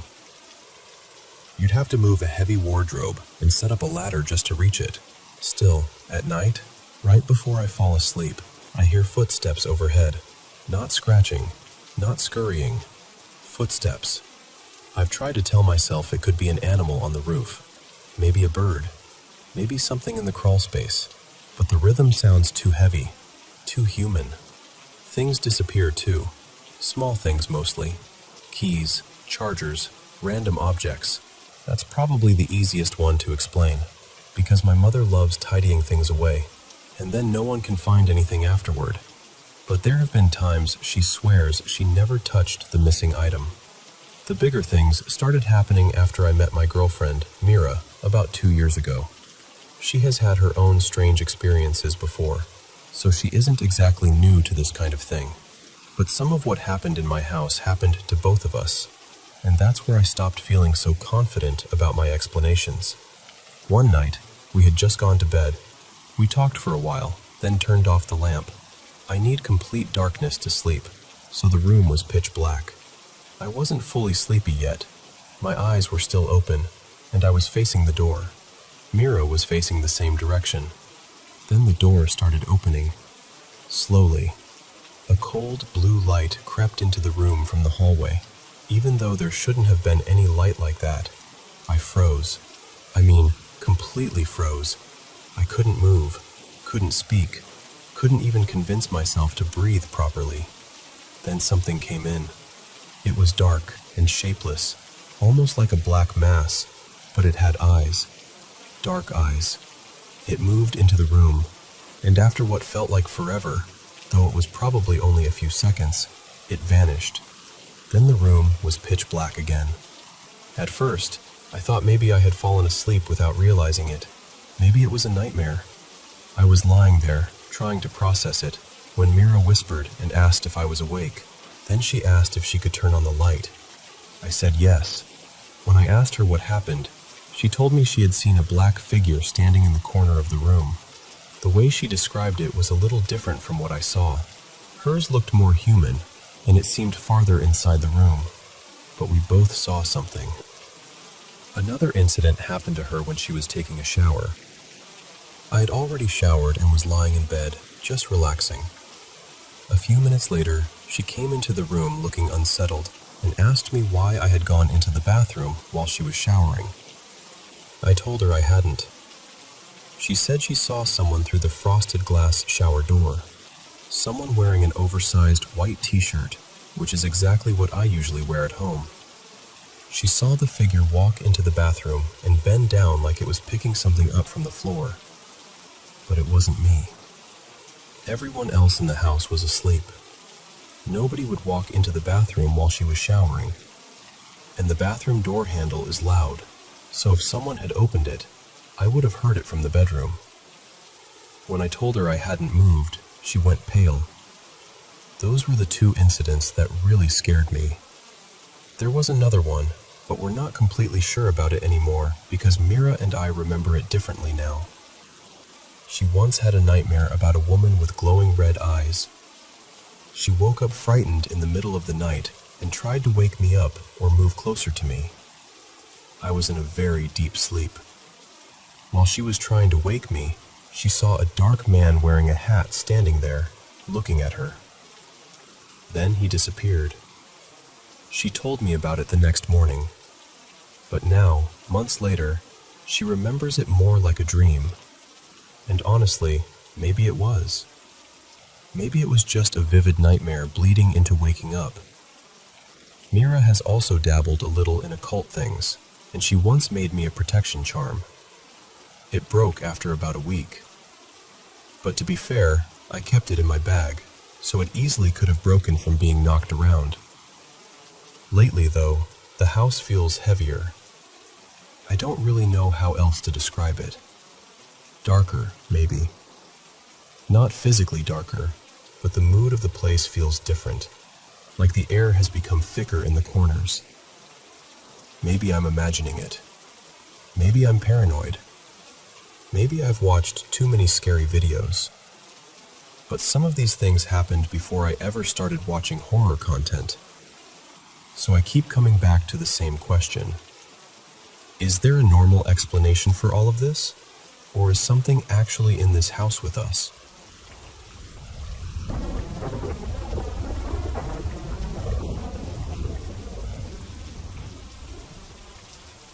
I want to share a few things that have happened to me over the years. Things I've carried quietly because I've never really known how to explain them. I'm not sharing this because I'm trying to convince anyone of one specific answer. I'm just being honest about what I experienced. And I'll say this too. I'm open to hearing what people think, especially from a Christian or faith-based perspective. These things happened at different times in my life, in different places. Some were in Jamaica, where I was born, and others happened after I moved to the States. The first one I remember clearly happened when I was around 9 or 10 years old in Jamaica. My grandmother had sent me and my cousin Malik to a small shop at night. He was close to my age, so we went together. The shop wasn't right next door. It was a bit of a walk from the house, and somewhere around the halfway point, we saw a woman in the road. She was pacing back and forth, just moving from one side to the other. There was nobody else around. We stopped and watched her for a moment because something about it felt wrong. Eventually, we decided to run past her, but when we did, the only way I can describe it is that it felt like we ran right through her. Not around her, through her. We kept going, got what we were sent for, and then headed back home. When we reached that same stretch of road, she was still there, pacing in the exact same place. This time, Malik ran ahead. I don't know why, but when I got close to her, I froze. I remember her moving toward me, and it felt like she grabbed hold of me somehow. Then Malik came running back, pulled me away, and we both took off for the house. When we told my grandmother what happened, she didn't react like we expected. She said people in the area had seen that woman before, and that the woman had died somewhere nearby. Another thing happened when I was younger, also in Jamaica. It was early in the morning, probably around 5 o'clock, and everyone woke up because one of our pigs was squealing loudly. We all went out onto the veranda to see what was going on. The pig was running around the house in circles, over and over again. It wasn't running toward anything or away from anything that we could see. It was just circling the house non-stop, making that loud, panicked sound. The whole family saw it. I honestly don't remember how it ended, but I remember the feeling of it. It didn't feel normal. It felt like something had frightened that animal in a way none of us could understand. Years later, when I was around 18, I had already moved to the US, but I went back to Jamaica to visit family. On the first night there, I lay down in a back room to rest. I had only closed my eyes for maybe a minute. Then I opened them, and there was a man directly over me. Face to face, looking straight at me. I screamed so loud that I woke everyone in the house. When I told them what I saw, they didn't seem shocked. That actually made it feel even stranger. They said something like, "It happens. They don't know who you are." I've never forgotten that. Another experience happened in the US, in a house where other family members had also talked about strange things happening. One night, I woke up and immediately saw a man standing in the hallway. We looked right at each other. He didn't speak. I didn't speak either. He just stood there staring at me while I lay there staring back. It felt like it lasted maybe half a minute, maybe longer. Then he turned around and walked away down the hall. The strangest part is that I went back to sleep afterward, but the next morning it really hit me. I kept asking myself, what did I actually see? There was another incident in Jamaica at a relative's house. Behind the property, there was a graveyard. One early morning, sometime between 3 and 5, something came running through the hallway. As it moved, it hit every door in a row. Boom, boom, boom, boom. There were several rooms along that hallway, maybe 5 or so, and every door got hit one after another, fast and hard. Everyone woke up at the same time. We all opened our doors and looked out, confused, trying to figure out what had just happened. Nobody saw anything, but every single one of us heard it clearly. Another time, I was working security at a senior living property in the US. Before going inside, I decided to rest in my car for a bit. At some point, I woke up and saw a man standing right outside my car window. He was looking directly at me, and his face looked angry. Not just serious, angry. We locked eyes. He didn't say a word. Then, right in front of me, he disappeared. At the time, for some reason, I just closed my eyes and went back to sleep. Later on, when I thought about it, I realized how unsettling that really was. And beyond those specific stories, there have been other moments too. I've woken up and seen shadows. I've seen figures I couldn't fully make out. I've had quick visual encounters where something seems to be there, and then it's gone almost immediately. It doesn't happen all the time. It's not constant. But it has happened enough throughout my life that I can't just ignore it. I've also had moments where I wake up suddenly with intense fear, feeling like something is wrong, even when I can't see anything in the room. So I'm sharing all of this because I want to know if anyone else has experienced anything similar. And if anyone has insight, especially from a faith-based point of view, I'd genuinely be open to hearing it.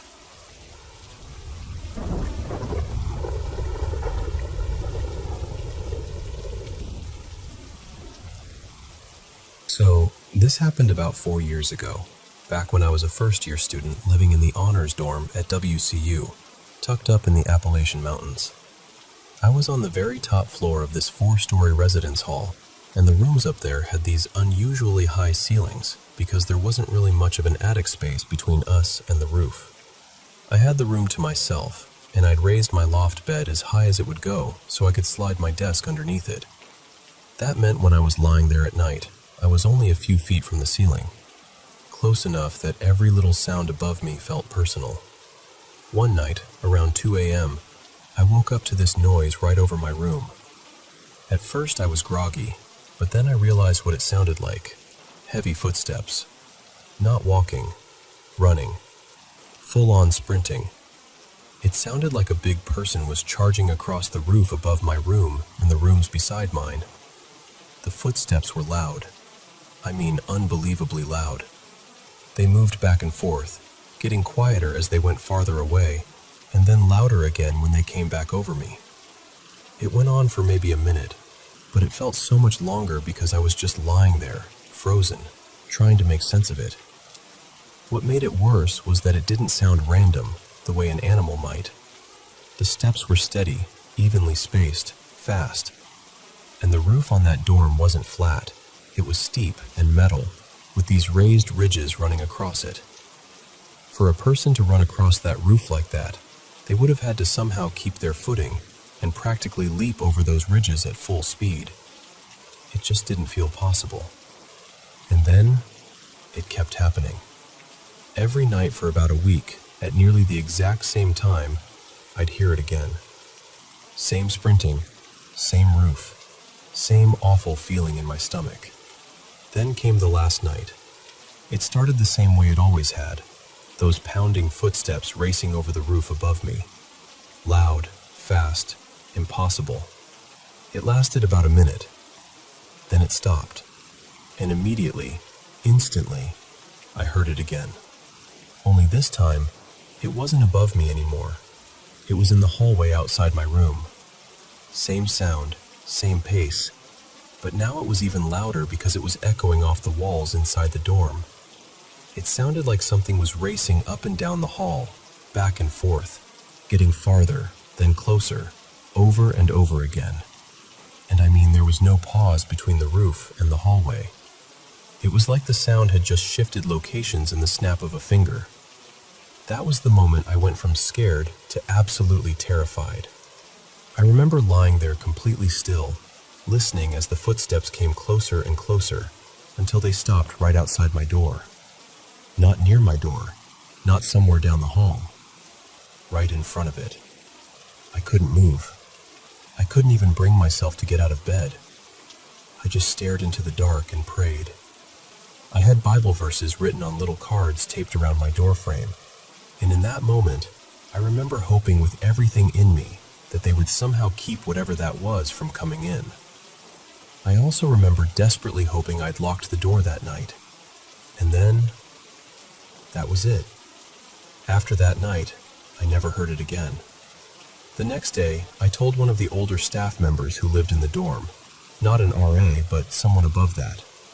I felt ridiculous saying it out loud because I was sure they'd think I was imagining things. But instead, they told me someone else on the top floor, on the opposite side of the building, had reported hearing the same kind of noise. So honestly, I still have no idea what I heard.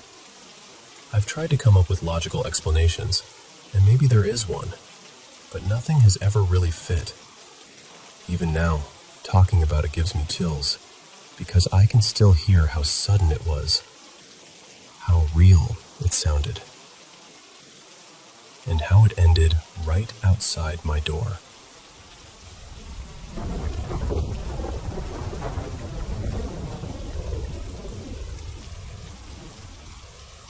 So this happened when I was about 5, maybe 6, and even now I can still picture almost all of it so clearly. When I was little, I used to see this dark figure of a man wearing a tall hat. Not just dark like he was standing in the shadows, but like he was the shadow. What always stood out to me was the way he moved. He didn't walk the way a normal person would. He sort of drifted, smooth and silent, like he was gliding across the floor instead of taking steps. I know how easy it is to brush things off as childhood imagination, and believe me, I've thought about that a lot. But this never felt like make-believe to me. It felt different. The first time I saw him, I was sitting at the table eating breakfast with my family. Out of nowhere, I noticed him pass from the kitchen toward the living room. It was so strange because the movement was almost effortless, like he was floating. I jumped up right away and followed him, but when I got there, he was gone. The window in the living room was open, and in my little kid mind, I figured maybe he had gone out that way. I asked everyone else if they saw him, but no one had been paying attention. At the time, I wasn't exactly terrified. It was more this mix of curiosity and uneasiness. I kept wondering who he was and why I was the only one seeing him. After that, he showed up a few more times. Later on, I started imagining other figures too, some in white, some in red. But even then, I could tell those felt different. Those felt like the kind of things a kid's mind comes up with. But the original Dark Man never felt like that. He always felt real. I told my parents about him more than once. I even got one of my friends involved and tried to turn it into this little mission where we'd look for the man. To us, it was almost like a game, even though deep down, I think I wanted proof that I wasn't making it up. One day, I finally told my mom again because I was frustrated and didn't know what else to do. She's always been open to spiritual stuff, and instead of panicking or telling me it was something bad, she said maybe it was my guardian angel. Maybe she was trying to comfort me, or maybe she genuinely believed that. Honestly, knowing her, it could have been either one. She's always had her own beliefs about paranormal things. I remember asking her, why would my guardian angel scare me if it's supposed to protect me? And she told me that maybe I'd somehow offended it, and that I should try apologizing. So I did. I stood by myself in the hallway and said out loud that I was sorry. And right after that, I felt a hand touch my shoulder. I can still remember it so vividly. The shape of it, the weight, the warmth. It didn't feel cold or frightening or threatening. It actually felt gentle, almost reassuring. Like whatever had been there wanted me to know everything was okay. And after that, the man in the tall hat never came back. I'm not religious, and I'm not trying to force some big supernatural explanation onto it. But I've carried this memory with me for years, and no matter how much time passes, it still feels real to me. That's the part I can't shake.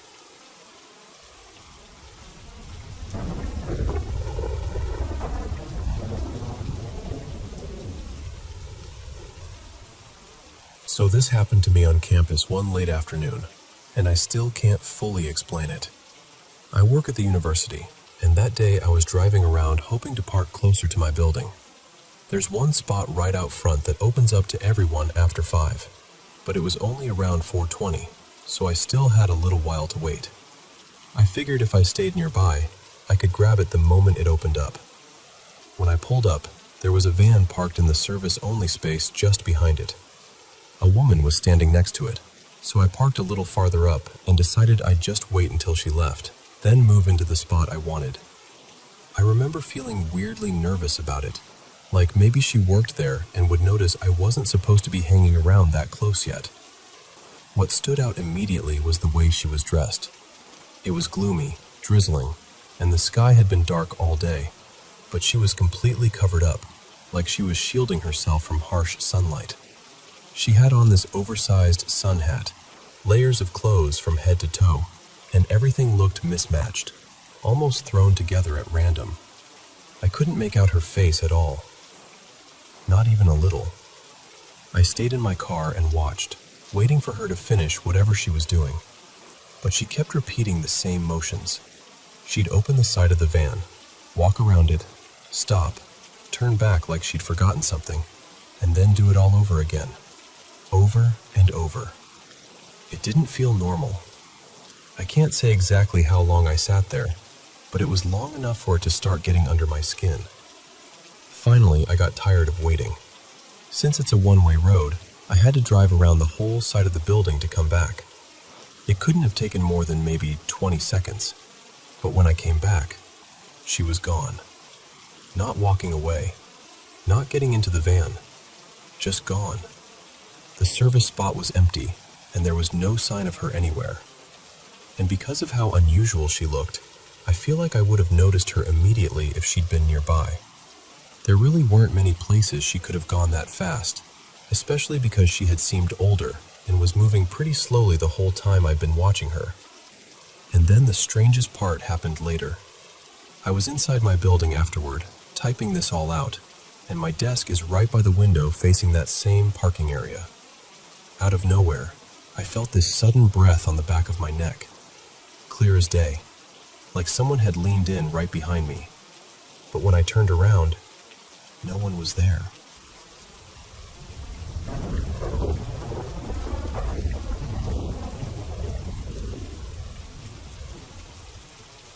This happened last summer when I traveled back to my home country with my family. We were there for a few weeks, staying in our family house, and at first, everything felt completely normal, peaceful even. I was sleeping fine, spending time with everyone, and nothing seemed out of place. But toward the end of the trip, maybe during the last several days, something in the house started to feel different. It's hard to describe unless you've felt it before. The air didn't feel hot or cold, just heavy, like the whole place had this weight to it, especially after dark. I remember mentioning it to my sister Lena, saying the house felt strange at night, but at the time I brushed it off. The house itself is divided into two sections. On one side, there were the bedrooms where I stayed with my siblings, along with a small sitting area and a tiny kitchen. On the other side, my parents slept, and that side also had the guest room, the main kitchen, and the bathroom. To get from one side to the other, you had to walk through this narrow outdoor passageway. The walls had little openings, so you could feel the breeze at night and catch glimpses of the dark outside. For some reason, that passage started making me feel really uneasy during those last few nights. One night, I was walking back to my room pretty late. Most of the lights in the house were already off, and everything was so quiet.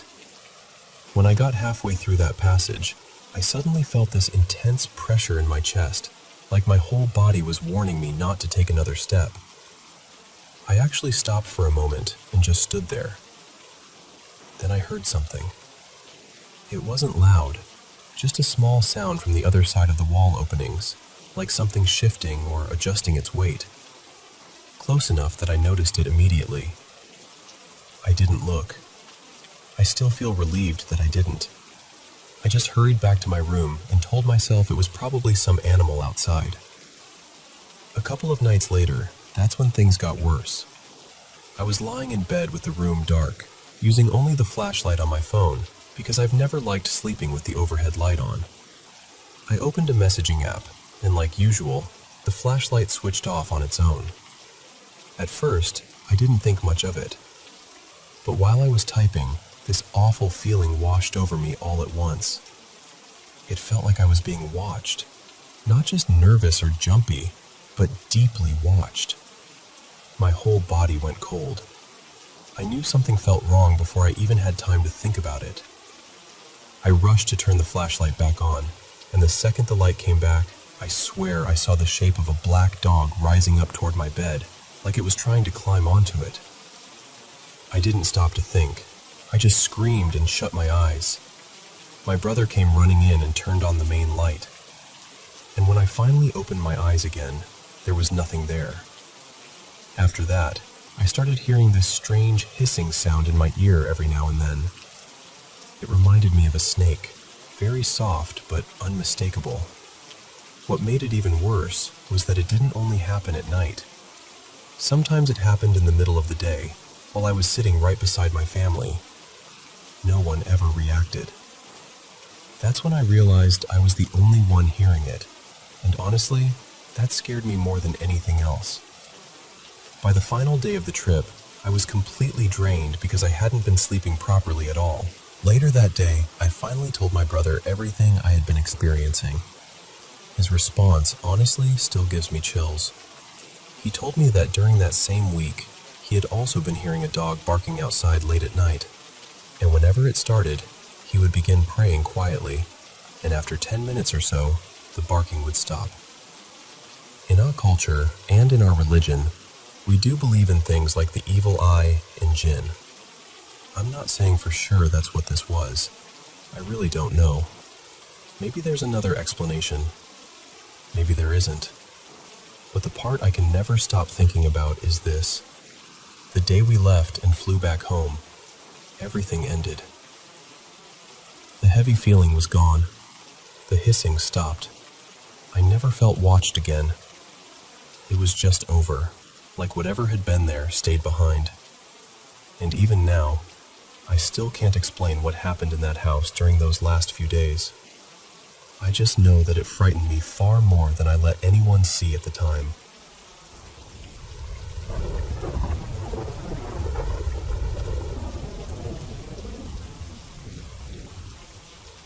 So, a little background first.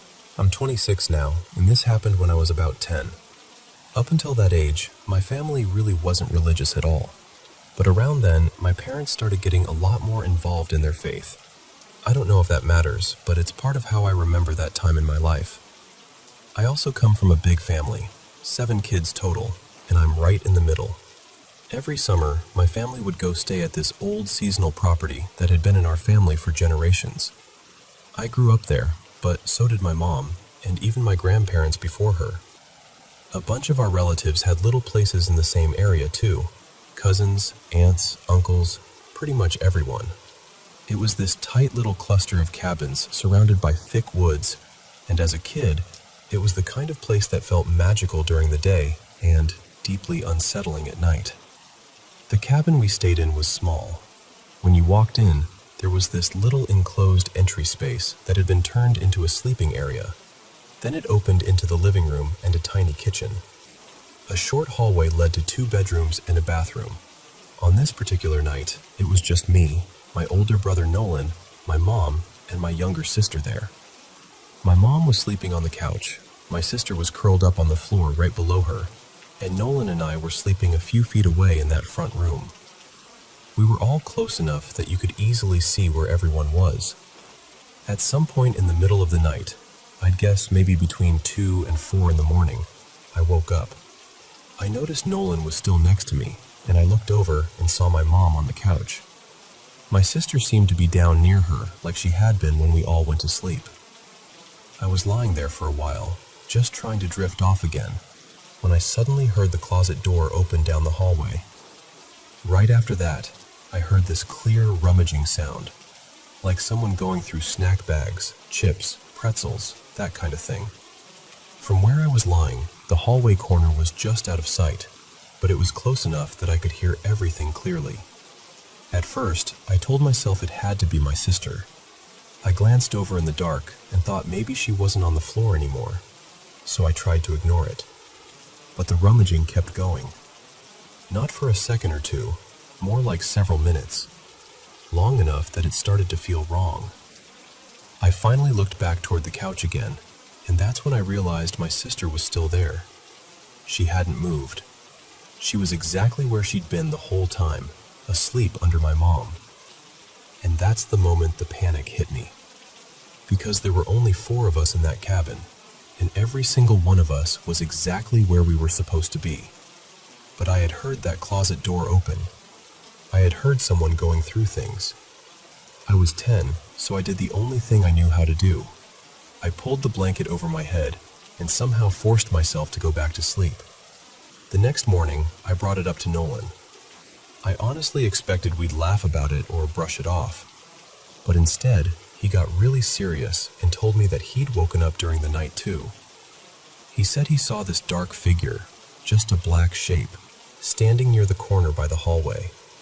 He'd been so scared he didn't move, didn't say anything, just shut his eyes and tried to go back to sleep. That was the part that stayed with me.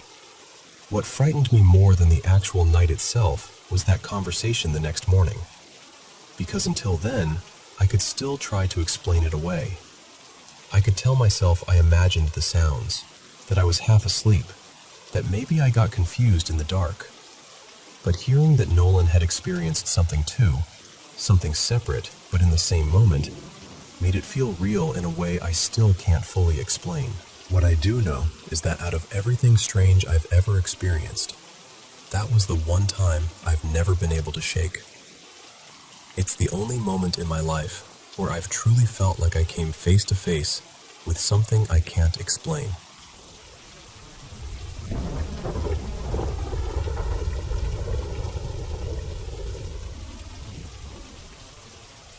I still remember the first time my son Caleb sent me the listing for that house. This was back in December of 2023, right before he closed on it. The second I saw the photos online, I got this feeling that ran straight through me. I can't really explain it, but everything in me said, no, absolutely not. I wanted nothing to do with that place. But Caleb was excited, and he kept saying we at least needed to go see it in person. It's a very old house, supposedly built sometime around the early 1900s, though I've never been able to find anything solid to prove exactly when. I've searched the address, dug through old newspaper archives, looked everywhere I could think of, and there's barely anything out there. Just little scraps of information. Nothing that really tells the story of who built it or what happened there. The strange part is, the weirdness started almost immediately after he got the keys. We went over there one day just to take measurements and make a list of what needed to be done before moving in. At first it felt like a normal walkthrough, but looking back now, I honestly don't know how we missed some of the signs. Upstairs there's this odd little attic-style room. It's narrow and long, maybe about 7 feet wide and around 20 feet deep. There are no outlets in there at all, just a single overhead light. And inside that room is this tiny door that gave me the creeps the moment I saw it. Caleb ended up screwing it shut later because neither of us liked it. What really got to me was the main door to that room. Near the bottom, there was this little cutout, almost like a small pet door, and I noticed the door had multiple locks on it. That immediately made me uncomfortable. I remember standing there, asking Caleb what he thought that room might have been used for, when all of a sudden something grabbed me from behind. I jumped so hard and spun around, fully expecting somebody to be standing there, but no one was there. Caleb just stared at me like I'd lost my mind. I stepped away, trying to brush it off, and then it happened again. Same feeling. Something touched me. That's when I raised my voice and said, very clearly, "Do not touch me again." After that, we went downstairs to keep looking through the rest of the house. For a little while, everything seemed fine. Then we got to this small bedroom off the kitchen. Again, it was the door that caught my attention first. On the outside, there was an old padlock bracket that had clearly been pried off, but part of it was still hanging there. Then inside that bedroom, the bathroom door had another lock set up on it too, along with a latch. It really hit me how trapped someone could have been in that room if both doors were secured. That thought stayed with me. Not long after we moved in, I started seeing things. One night, I was standing at the kitchen sink, just minding my own business, when I saw a man walk behind me. He was tall and very thin, older looking, and he was wearing a dark top hat, a pale button-up shirt, and dark trousers. He moved slowly, calmly, like he belonged there. He came from the living room and passed through the kitchen as if I wasn't even there. He never looked at me once. I tried later to make sense of who he might have been, but something about him felt older than the house itself. A few months later, I was in the kitchen again late at night, and I got that unmistakable feeling that someone was watching me. I turned toward that little bedroom and saw a boy, probably around 9 years old. He was very thin, with dark hair, and he was hiding behind the door, peeking around the edge of it, just staring at me. Not moving, just watching. And then there's the perfume. Every so often, in the middle of the night, I walk into my bathroom and get hit with this overwhelming smell of strong, floral perfume. It's so heavy it almost takes my breath away. It usually happens somewhere around 2 in the morning, and only in the master bathroom. Nowhere else in the house. Just there. For a while, I tried not to panic. I told myself maybe the house was old, maybe I was tired, maybe there were explanations for some of it. But what pushed me over the edge was when it started affecting my little granddaughter. She had just turned 1, and for the past few months, she'd been waking up almost every night around 2:30 or 3 in the morning, crying in a way that didn't sound normal. Not just fussy, truly frightened. Then she'd keep waking up every half hour or so until sunrise, and then suddenly it would stop. One night, her mother was watching the baby monitor and saw this short, dark shadow moving around the crib, just pacing around it. A few minutes later, the baby woke up trembling and crying like she was terrified. That shook all of us to the core. And with another baby due soon, I'll be honest, that's when I stopped feeling like this was something we could just ignore. We've tried cleansing the house. We've burned sage, put salt around the rooms, said prayers, opened windows, done everything people usually suggest. But none of it has helped. Whatever is in that house hasn't left. And at this point, I'm not just unsettled anymore. I'm worried.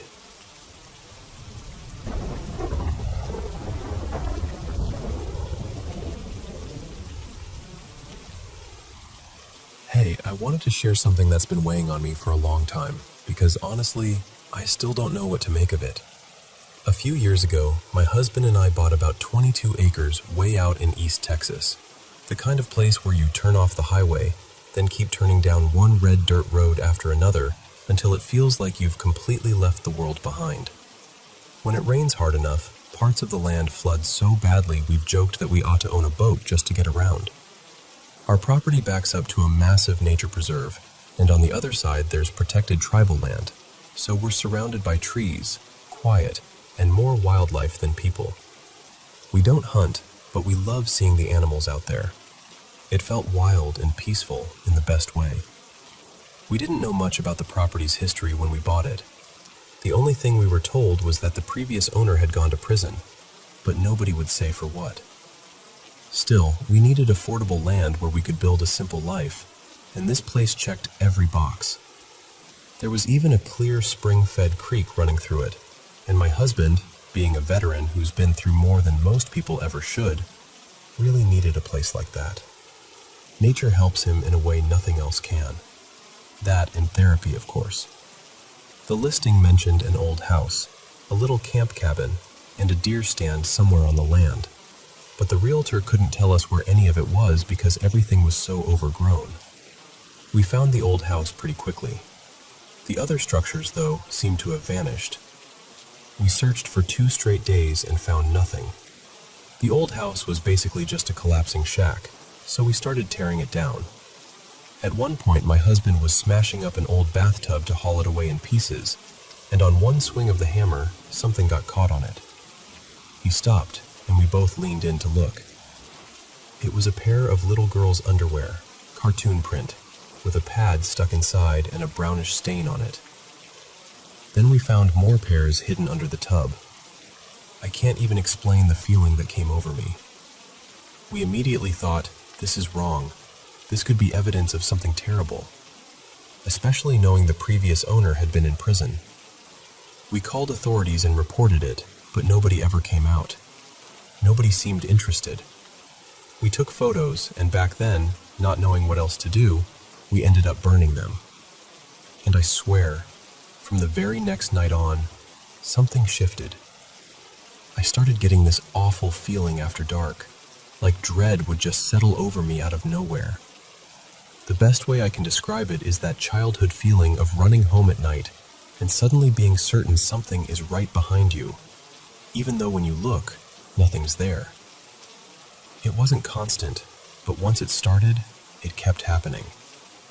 A few weeks later, we had some loggers come clear about an acre so we could make money for a well and solar. And once that area was opened up, suddenly the camp cabin appeared. Just like that. Right behind the house we'd torn down. We had searched that exact area before, carefully, and somehow never found it. When my husband opened the door, inside was this little lofted room and a bunch of plastic bins full of letters. They were from the previous owner to his wife. I won't go into all the details, but from those letters it became very clear he had gone to prison for abuse within his own family. Again, authorities didn't want anything to do with it. We didn't burn those letters. We just left them there. I froze. Those of us ever used that cabin. Maybe once in a while we'd show it to family if they were curious, but that was it. I definitely had not been in there that day, and neither had my husband. I got chills all over, ran outside, and looked toward the cabin. And there it was, a candle flickering in the window. I'm not someone who scares easily. The only real fear I've ever had is losing my husband or my kids. But that moment hit me in such a physical way, like my whole body knew something was wrong before my mind could even catch up. I ran back inside and woke my husband up, telling him somebody was in the cabin. He grabbed a weapon, took our big dogs with him, locked the door behind him, and told me to be ready to call the police if I heard him yell. About half an hour later, he came back. He said the dogs never alerted to anyone, and they're trained well. He never saw a person, never heard anyone leave, and there was only one way in or out. No footprints, no sign of anyone, just an old oil candle burning. But he said the closer he got, the more the hair on his arms and neck stood up, and the dogs, who would normally rush ahead, stayed behind him the whole time. We still talk about that night. Over the next few years, things stayed strange but manageable. Just little events. Random nights where I'd be standing in the kitchen and fear would suddenly wash over me for no reason. During those same years, our family went through so much loss that everything kind of blurred together. It felt like grief just kept coming without pause. Then, last year, we finally started rebuilding. We bought a 3-bedroom, 2-bath mobile home and placed it near where the old shack had stood. I thought maybe a fresh start would change the atmosphere. It didn't. The nighttime fear came back immediately, only stronger. Then it started bleeding into the mornings too. I began hearing things behind me in the kitchen, sounds exactly like one of my cats jumping down from their tower. Every time I'd turn around, there would be nothing there. My daughter, who has a rare heart condition and has already been through more than most adults, started having her own episodes of fear. She's 19 now and never used to be like that, but suddenly she wanted a couple of the dogs sleeping with her because she felt so uneasy. Then, in the past few weeks, it's all gotten worse. My mother-in-law lives in an RV out in front of our house because I take care of her, and she got really sick recently and ended up in the ICU for over a week with AFib. Around that same time, I bought some floating candles, the kind that look like the ones from Harry Potter. At first, I thought they were defective because one would randomly turn on by itself. I checked them, messed with the connections, tried to find a pattern. Nothing. And it wasn't even the same candle every time. Just one at a time, different ones. I even bought a more expensive set from another brand, thinking the first set was cheap and faulty. Same thing kept happening. By that point, I could barely be in the kitchen alone at night. I was jumping at every little sound, constantly thinking I heard a cat land behind me. I'd rush to bed and pull the covers up like a little kid. Then a few nights ago, I was lying in bed listening to an audiobook and doing a puzzle on my phone, just trying to settle down. Out of nowhere, I got that same uneasy feeling. I looked over at my husband, who was asleep beside me, and my stomach dropped. His arm was lifted straight up in the air, like he was reaching for something, and right above his hand, one single candle was glowing. I grabbed my phone and took a picture. The second I snapped it, his hand dropped back down to his side, and the candle slowly dimmed out. One thing I do wonder about is my husband. He has PTSD, but he's also deeply sensitive in a way I can't really explain. He's the kind of person people feel safe with immediately. He sat with more than 20 people as they passed, sometimes people he'd barely known until that moment. It's like death doesn't come near him in a cruel way, but in a searching way, almost for comfort. He's also told me he's felt things at the old mill where he works, which dates back to the early 1900s, especially in parts where workers died long ago. I don't know whether any of that matters. I don't know which details are important and which ones aren't. I just know I'm tired of living on edge in my own home, and I feel like I need to understand what this is before it gets any worse. So that's where I'm at. I'm open to any thoughts, any ideas, honestly, any support at all, because this has become really hard to carry.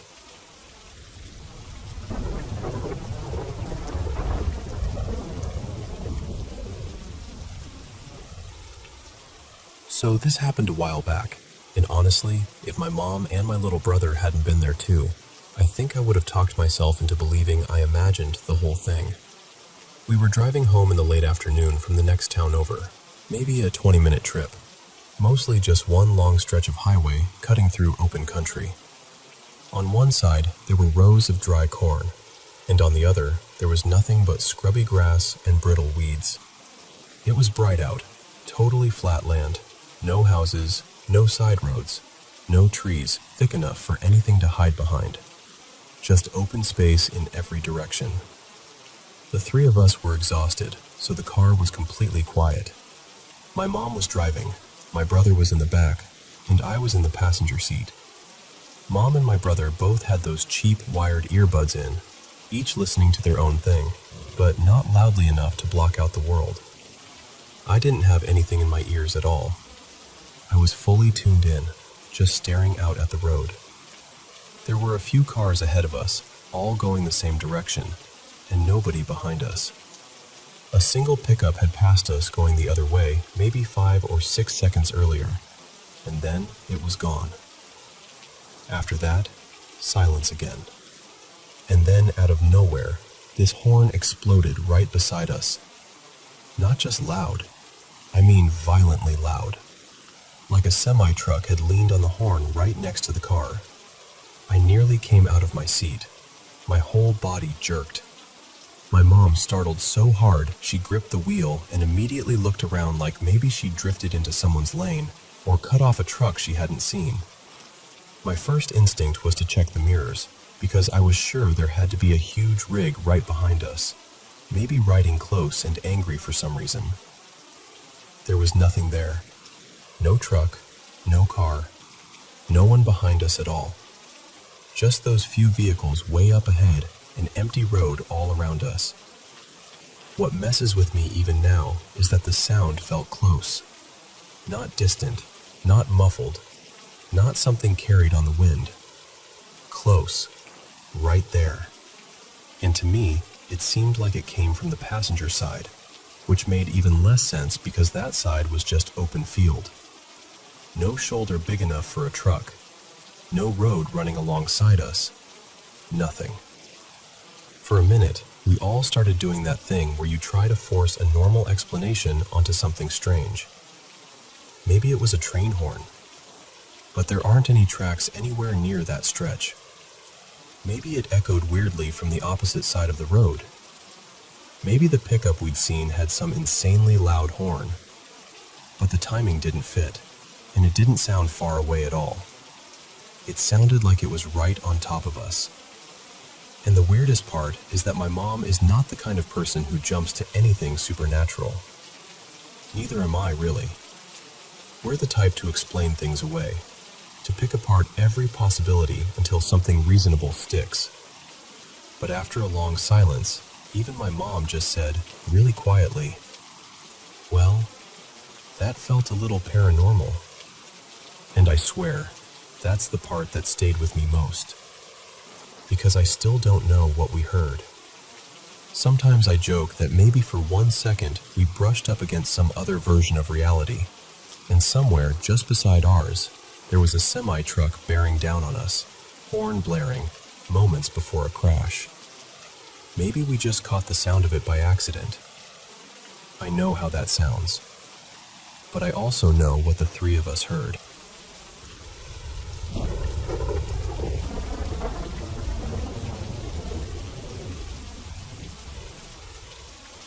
I live out in the Upper Peninsula of Michigan, tucked deep in the woods near Hiawatha National Forest. It's rural, heavily forested, and there's a strong native history in this area, so the land already carries this quiet, powerful feeling to begin with. I'm up early every morning for work, usually around 4:30. First thing I do is let my dogs outside. Because we have wolves out here, I never just send them out alone. I always step outside with them and wait. A few mornings ago, I was standing there in the dark while the dogs were sniffing around, and right away something felt off. It was one of those strange silences where everything just seems too still. No wind, no movement, none of the normal sounds you expect in the woods. Then, out of nowhere, I heard this loud cracking sound from the woods in front of me. Not like a little branch snapping either. It sounded more like someone smacking a thick tree trunk with a heavy piece of wood. A few seconds later, the exact same sound came from across the road, almost like something answering back. Then, after another pause, I heard it again behind the house, from the opposite direction. That was enough to make me stand there frozen for a second. What made it worse was how my dogs reacted. They came back toward the house way faster than they normally do, like they wanted no part of being out there. As the week went on, I kept thinking about it. I started paying more attention to what was happening around the property, and I noticed the deer were acting strangely too. Usually this time of year, they bed down in the woods around our place, and you see them hanging around until evening. But lately, they've been clearing out before dark and not settling nearby at all. I didn't hear anything else for several days, and I started wondering if maybe I just caught some weird natural sound at the wrong moment. But then this morning happened. It was Sunday, just before 5:30, and still completely black outside. The dogs woke me up wanting to go out, so I took them. The second I stepped outside, I felt that same uneasy stillness again. No usual sounds, nothing moving, just that heavy silence. I was already on edge, just standing there waiting for the dogs. Then I got that prickling feeling on the back of my neck, like every instinct in my body was telling me something wasn't right. So I clapped twice to call the dogs back to me. The moment I did, there was one loud knock from the woods directly in front of me. At first I told myself it had to be coincidence. Maybe a branch falling, maybe something shifting in the cold. So I clapped twice again. And again, immediately after, there was a single loud knock. This time it sounded a little farther off and slightly to the left. By then I was scared, but I still couldn't quite believe what was happening. So I did it one more time. 2 quick claps. And again, right away, one knock answered back. This last one came from my left and slightly behind me, and it was the closest and loudest one yet. That was it. My dogs took off toward the house as fast as they could, and I ran right in with them. I slammed the door behind us and just stood there, honestly shaking. I can't really explain how unnerving it was, unless you've been out in the woods in that kind of darkness and silence. It didn't feel random. It felt like something was aware of me, and the fact that it seemed to answer the clapping 3 times in a row is what I can't stop thinking about.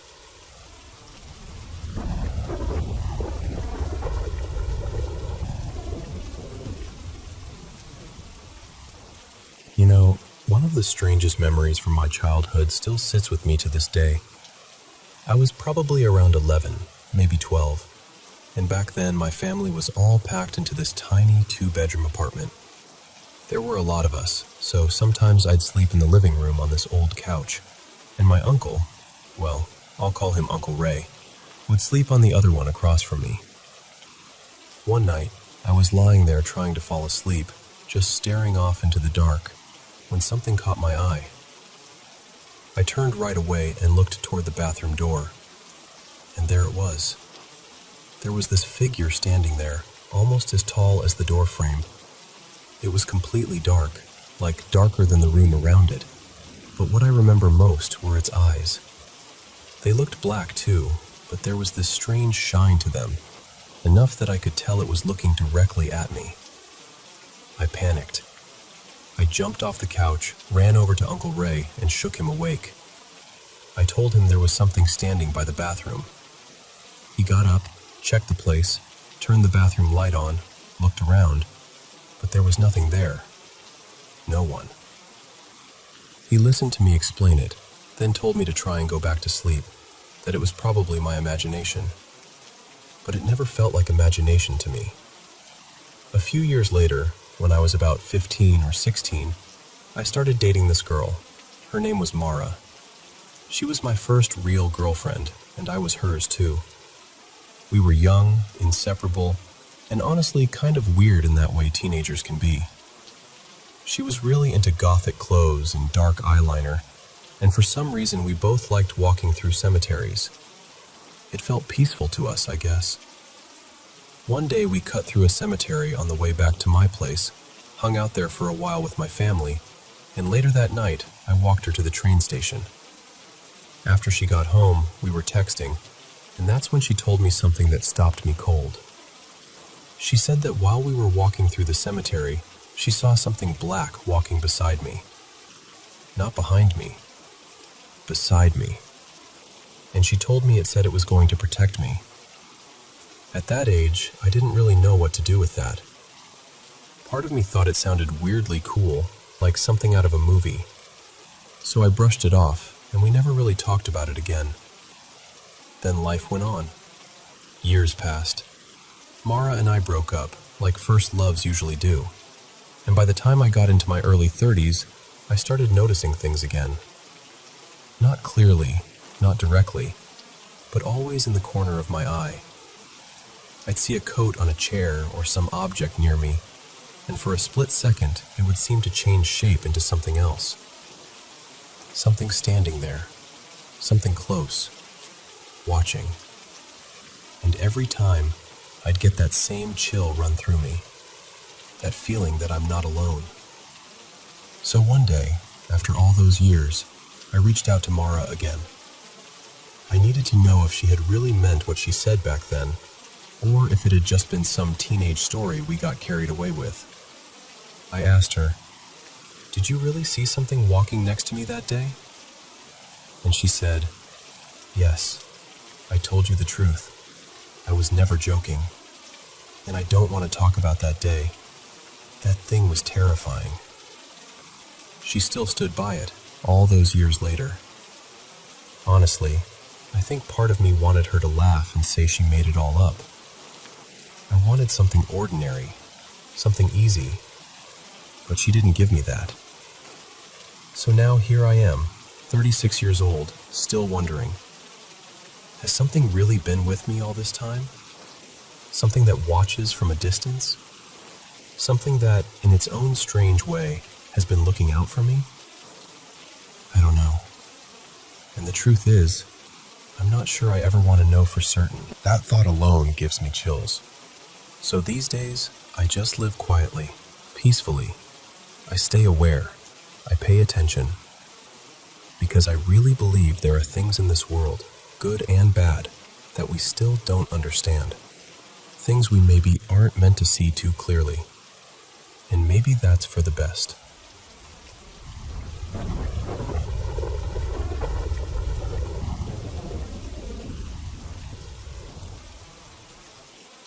I've always been the kind of person who sleeps in complete darkness. No nightlight, no lamp, nothing. Back then, I also used to leave my bedroom door open at night. It never seemed like a big deal. At the time, it was just me and my partner Lena living in this small apartment, so I never really thought twice about it. Still, I'll admit, there was something unsettling about waking up in the middle of the night and seeing that open doorway just sitting there, black as ink. I didn't let it get to me, though. It was just the apartment, just the dark. Then one night, I woke up for the usual reason, to get up and use the bathroom. Nothing strange, nothing dramatic. I went, came back to bed, and Lena was still fast asleep beside me. I was trying to drift off again, and I always move around a bit before I actually fall asleep. So I turned over onto my side, facing the bedroom door. And the second I looked up, I saw it. There was this tall, pale figure standing right there in the doorway. It looked like an old woman, but not in any normal way. There was something rotten about her appearance. Her hair was long and stringy, dark and wet-looking, like she'd come crawling out of a marsh or been dragged through muddy water. She wasn't heavy exactly, but she had this broad, looming build that made her feel massive. And whatever she was, she did not feel harmless. I immediately turned away and faced Lena. I didn't want to move. I didn't want to react. More than anything, I didn't want to wake her up and terrify her too. After a second, I looked back, and somehow, she was no longer in the doorway. She was standing right beside the bed, leaning over me. I still get chills thinking about that part. I panicked, but it was this weird, frozen kind of panic. Like my mind couldn't catch up with what I was seeing. I turned away again, almost like if I refused to look at it, maybe it wouldn't be real. Then I forced myself to look back one more time. And it was gone. Just like that. The whole thing lasted maybe a few seconds. It happened so fast that I never had the chance to fully process it in the moment. I didn't scream. I didn't jump up. I didn't do anything dramatic. I was just stunned. Over the years, I've tried to make sense of it. The closest thing I've ever found that resembles what I saw is the idea of a hag, some kind of spirit or apparition people talk about in old stories. One friend told me he thought it was something evil. Honestly, I still don't know what to believe. Maybe it was some kind of waking nightmare. Maybe I hallucinated it. Maybe I dreamed it. But here's what's always stuck with me. I know I had gotten out of bed. I know I had gone to the bathroom. I was awake. And when I came back, everything in the room looked exactly the way it always did. Nothing had that distorted, dreamlike feeling dreams usually have. I've never had another dream remotely like that before or since. And I've never had any other paranormal experience in my life. It's been a long time now, and ever since that night, I've never gone to sleep with the bedroom door open again. I don't talk about this often. In fact, I've only shared it with a small handful of people. But it's one of those things that never really leaves you. You can doubt it, question it, explain it away. But some part of you still remembers exactly how it felt to look up and see something standing there that should not have been there at all.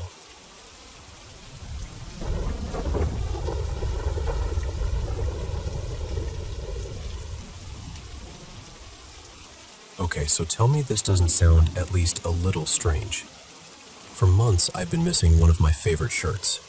I had looked everywhere for it.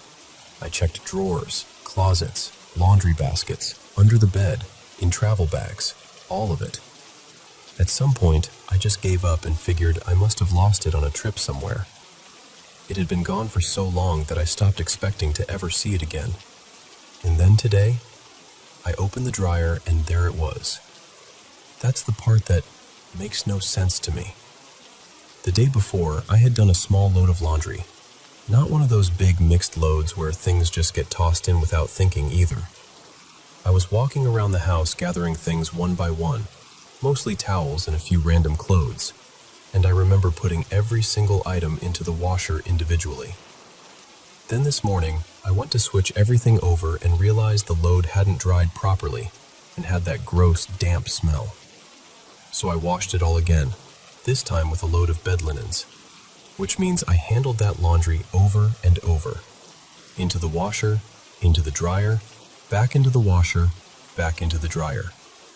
4 separate times I moved those clothes around. And this shirt is not subtle. It's this very specific green, the kind of color you notice right away. It absolutely was not there any of those times. But when I pulled the load out of the dryer today, it was suddenly sitting there like it had been with everything all along.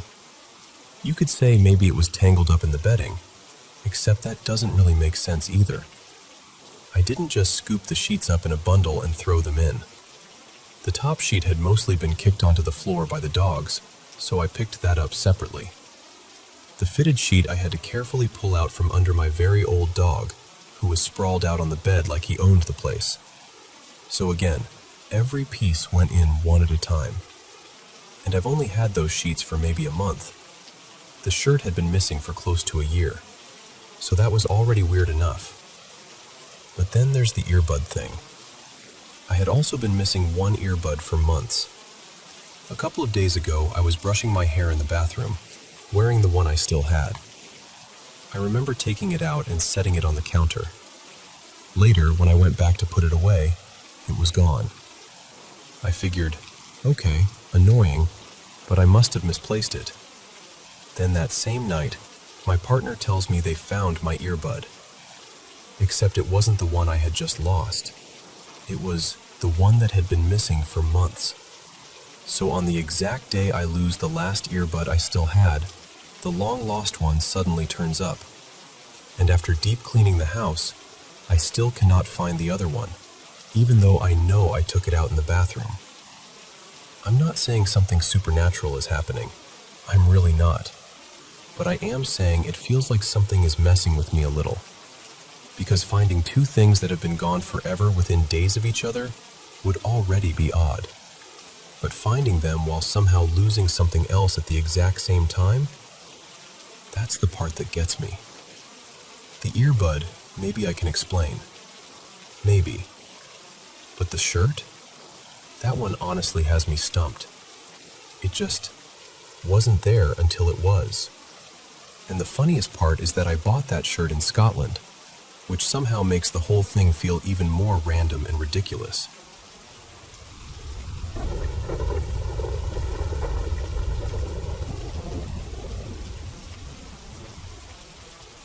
Hey, I wanted to share something that happened to me tonight because, honestly, I'm still a little shaken by it.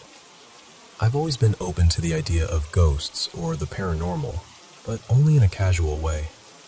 It was always one of those things I found interesting to talk about, not something I could say I truly believed from experience. That changed tonight. My wife and I are staying in the basement of her family's house near the foothills outside Salt Lake City. The house isn't especially old, maybe a couple of decades at most, so I never thought of it as the kind of place where anything strange would happen. Tonight, I couldn't fall asleep. There wasn't really a reason for it either. I was just lying there, scrolling on my phone, waiting to feel tired. At some point, I got up to use the bathroom, and while I was out of bed, I heard what sounded like movement coming from the living room. It caught me off guard right away. I rushed out, thinking maybe someone had somehow gotten inside, but when I checked, there was nothing there. I looked around carefully, made sure everything seemed normal, and then went back to bed. We always sleep with a fan running. It usually stays on one setting through the night, and we keep the beep function turned off. So when I got back into bed and lay down next to my wife, who was completely asleep through all of this, the fan suddenly lit up right in front of me. I watched the speed jump from low to high on its own, and it started blasting air at me much harder than before. Then, a second later, it powered off. I just stared at it. For a minute, I honestly wondered if maybe I had somehow bumped the remote earlier. but the remote was sitting on my nightstand exactly where I'd left it. No one had touched it. After sitting there trying to make sense of it, I finally turned the fan back on myself and tried to convince myself it was some weird malfunction. But then things got stranger. A little later, maybe around 3:15 or so, I was lying on my side with my eyes closed, trying to force myself to relax, when I heard movement in the living room again. This time, it was clearer. It sounded like something brushing across the carpet, slow and deliberate. I stayed there for a moment, hoping I was imagining it, but it kept going. So I got up again and stepped out into the living room. The sound stopped immediately, and that's when I noticed one of the window shutters was open. There are 4 panels on that window, the wooden kind you have to physically lift or pull into place. We always keep them shut for privacy, and I specifically remember closing that panel earlier myself. Seeing one open like that made my stomach drop. I just stood there staring at it. I couldn't move for what felt like forever. My legs completely locked up on me. When I finally managed to snap out of it, I searched the whole basement again, more thoroughly than before. Closets, corners, behind furniture, even ridiculous places where no person could realistically be hiding. Nothing. Absolutely nothing. That's the part that's really getting to me. I'm not someone who usually jumps straight to, "It was paranormal," but I also can't easily explain what happened. Between the movement, the fan changing on its own, and that shutter being open when I know I closed it, I'm left with this awful, unsettled feeling that I can't shake. I've never had an experience like this before, and now, sitting here in the middle of the night, I honestly don't know what to make of it.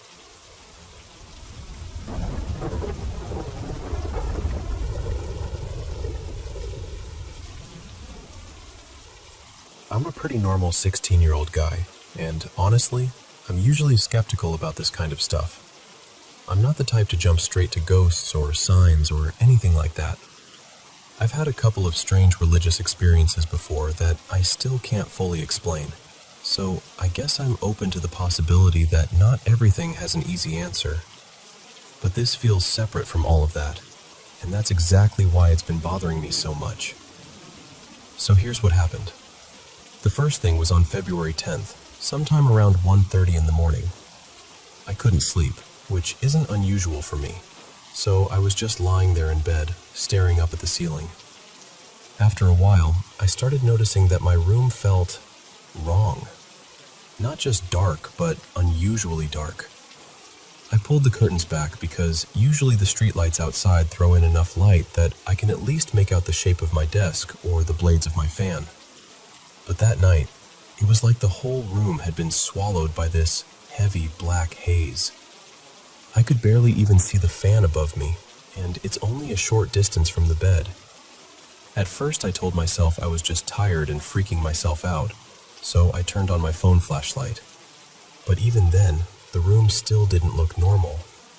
My walls are plain white, and instead of reflecting the light the way they should, they just looked dull and muted, almost like the light was being absorbed. That's the best way I can describe it. I ended up forcing myself to sleep, but the same kind of darkness showed up again on a few other nights after that. Then the second thing happened on March 1st, around 11:40 at night. My parents were out, and I was alone upstairs. My grandparents were home, but they never come up to my floor at that hour. Out of nowhere, I heard a single knock on my door. Not a casual tap. I mean one hard, solid knock. It was strong enough that the strap hanging behind my door started swaying. I remember staring at it because it kept moving way longer than it should have, like for nearly 2 full minutes. There wasn't any breeze. The windows were shut, the curtains were still, and the whole hallway outside was empty. I sat there frozen for a bit, trying to work up the nerve to check. A few minutes later, I finally opened the door and looked around. Nothing. No one there. No sound. No reason for it. I tried to brush it off after that, but it stuck with me. The third thing happened on March 5th, sometime around 6 in the evening. I was in the bathroom, wearing headphones, just doing my usual thing. For context, my little sister has this habit of knocking a bunch of times in a row when she wants me to hurry up, so I'm used to hearing her at the door. But this was different. I heard 3 knocks, one after the other, and each one was softer than the one before it. The closest sound I can compare it to is a ball bouncing on wood. One tap, then another weaker one, then one more fading out. It was clear enough that I noticed it even with my headphones on. I figured it was my sister, so I quickly finished up and came out. But when I stepped outside, nobody was there. Then I found out my sister hadn't even been home for a while. Everyone else in the house was downstairs, and even if one of them had come up, they don't knock like that. They usually just tap the door with the flat of their hand, and it sounds completely different. I asked just to be sure, and yeah, no one had been outside that door. That's where I'm at now. I keep replaying all of it in my head, trying to come up with a normal explanation, but I can't shake the feeling that something is off. What makes it worse is that I checked the dates and details against old messages I sent at the time, so this isn't me misremembering things or making it more dramatic after the fact. This is how it happened.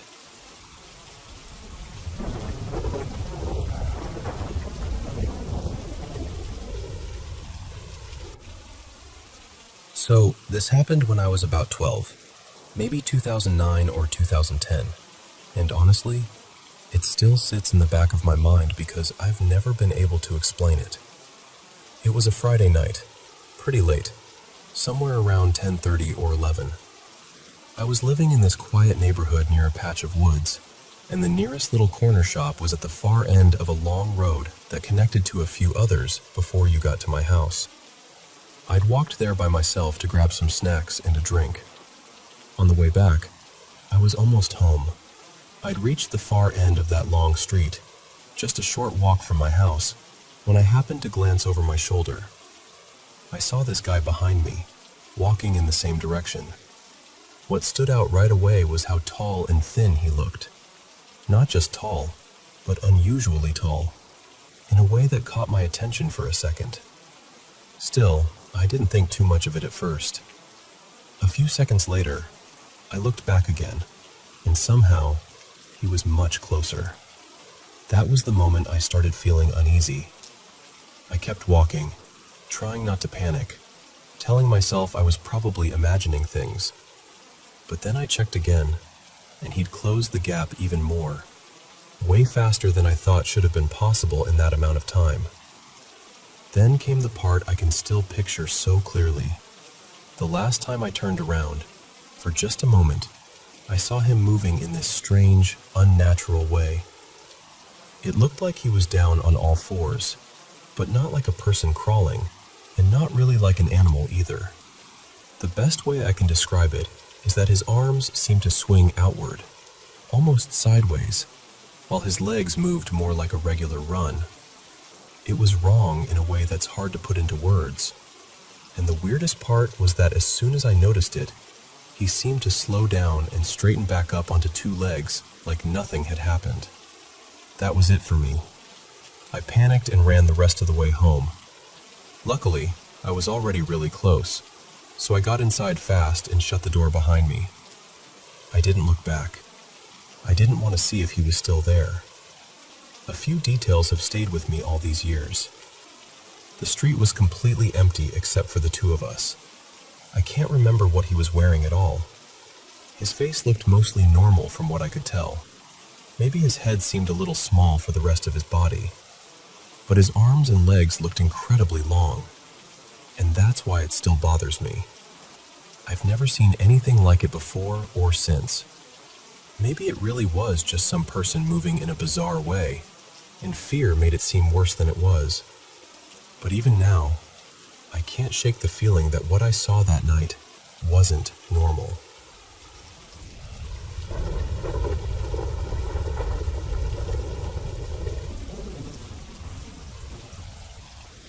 So, to paint the picture a little, our living room sits at the front of the house. Behind that are the main bedroom, the kitchen, the dining area, and the playroom, which opens out to the backyard. There's a dog gate between the playroom and the back door, so it kind of separates that space off a bit. Next to the living room is the entryway, and on the other side of that, there's a hallway leading to the kids' bedrooms, the main bathroom, and my home office, with a door to the garage right at the end. One thing that really matters in this story is that every single door in our house has its own very recognizable sound when it opens or shuts. And that night, because the weather was so nice, we had a bunch of windows open too. Anyway, this all happened on a Saturday night. I put the kids to bed like usual around 8:30. They were in and out of their rooms for a while after that, asking for water, needing one more hug, the usual bedtime chaos that had been pretty normal lately. My husband and I were definitely feeling a little worn down by it. By about 9:30 though, things finally seemed to settle. The house got quiet, and it sounded like both kids were actually asleep. Then around 10, my husband and I heard this loud slam, either a door or a window. We couldn't tell at first. So we both got up to check, and it turned out our bedroom door had swung shut. But while I was walking through the house, just making sure everything was okay, I looked in on my 6-year-old and realized she wasn't in her bed. That's when everything shifted. At first, it felt like maybe she was just hiding somewhere, playing around, you know? So we started searching the house. We checked under beds, under tables, behind chairs, in closets, behind the couch, in the office, even in the garage. Then we searched the backyard, the front yard, and went back through the whole house again. We were calling for her the whole time. I kept saying, "Sweetheart, you're scaring Mommy now, please come out." Usually, if she was hiding, that would do it. She'd always pop out when she heard that. But this time, nothing. By 10:30, we had been searching for what felt like forever, and I was absolutely panicking. I called emergency services, and my husband went outside to start checking the street. While I was on the phone, my older daughter woke up, and of course she could tell something was wrong and got really upset. The police arrived pretty quickly, and we went outside to talk to them.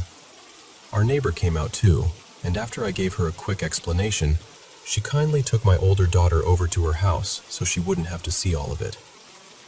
The officers came in and searched the house with us. They looked everywhere too, really thoroughly, and still, nothing. No sign of her anywhere. At that point, they decided to call in the dog squad, and while we were waiting, we were all standing out in the front yard talking. It was getting close to midnight by then, and I honestly felt sick. And then, out of nowhere, one of the officers looked past us toward the house and said, "Who's inside?" We turned around, and there she was, my little girl, just standing there. I can't even describe the shock of that moment. We were all stunned, but also just overwhelmingly relieved. When we asked her where she'd been, she said she thought she was in trouble and had been hiding in my bedroom. And that's the part that still doesn't make sense to me. So to this day, I still wonder, where was she?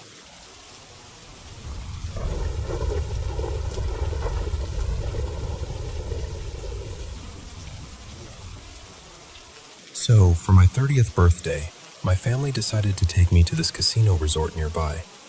It was me, my mom and dad, my husband, and my 2 boys, who were 2 and 8 at the time.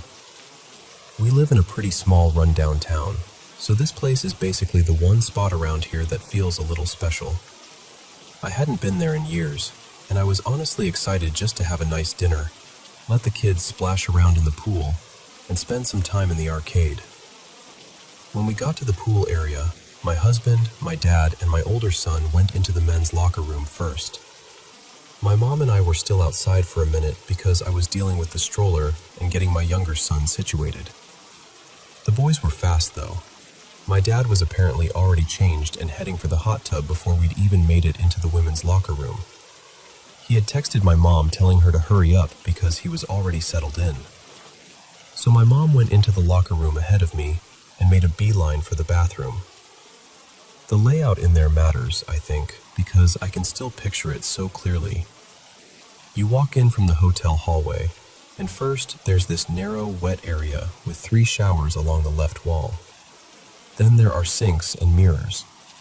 Past that, the room narrows even more, and there's a private bathroom and then the door that leads straight out to the pool. I came in carrying my little one, and I could hear my mom in the bathroom. I knocked on the door and handed him off to her for a minute so I could get the showers going and make sure the water warmed up before we got in. That's when everything started to feel wrong. I was standing at the shower closest to the sinks. I turned the handle all the way to hot and waited. And waited. But the water was freezing. Not just cool, freezing cold, like shockingly cold. So I thought maybe that shower was just acting up, and I moved to the middle one. I left the first shower running and turned on the second. Still ice cold. And then I noticed a woman come in through the pool door. She was wearing what looked like an employee shirt, and she had a towel draped over her arm. She walked in so casually, like she belonged there, and tossed the towel into the dirty towel bin. Then she stepped over to the sink to wash her hands. I was standing by the shower, just a little out of her direct line of sight, but close enough that I could clearly see her. And right around then, I realized I couldn't hear my mom or my son in the bathroom anymore. Everything suddenly felt strange, heavy, muffled. I can't explain it well. I remember feeling shy because I was standing there undressed and there was a stranger in the room. But it was more than that. I wanted to ask for help with the water, but at the same time I felt kind of sick, almost disconnected, like the whole room had gone quiet in a way that didn't feel normal. Finally, I said, "Hey, sorry if this is awkward, but could you help me figure out the hot water?" No answer. So I took a couple of steps forward, enough to see the sink more clearly. And there was no one there. She was just gone. I remember freezing in place, trying to make sense of it, like maybe she had stepped into some side room I hadn't noticed. But there wasn't anywhere for her to go. Then all at once the bathroom door opened and my mom came out, and the sound hit me so suddenly it gave me an instant headache. It was like everything rushed back at once. I told her I couldn't get the water warm, and she checked it and said it should have been fine. Then I kind of brushed past her and looked around, hoping maybe there was some utility closet or another door I'd somehow missed. There wasn't. What got me even more was my mom's reaction. She didn't laugh it off.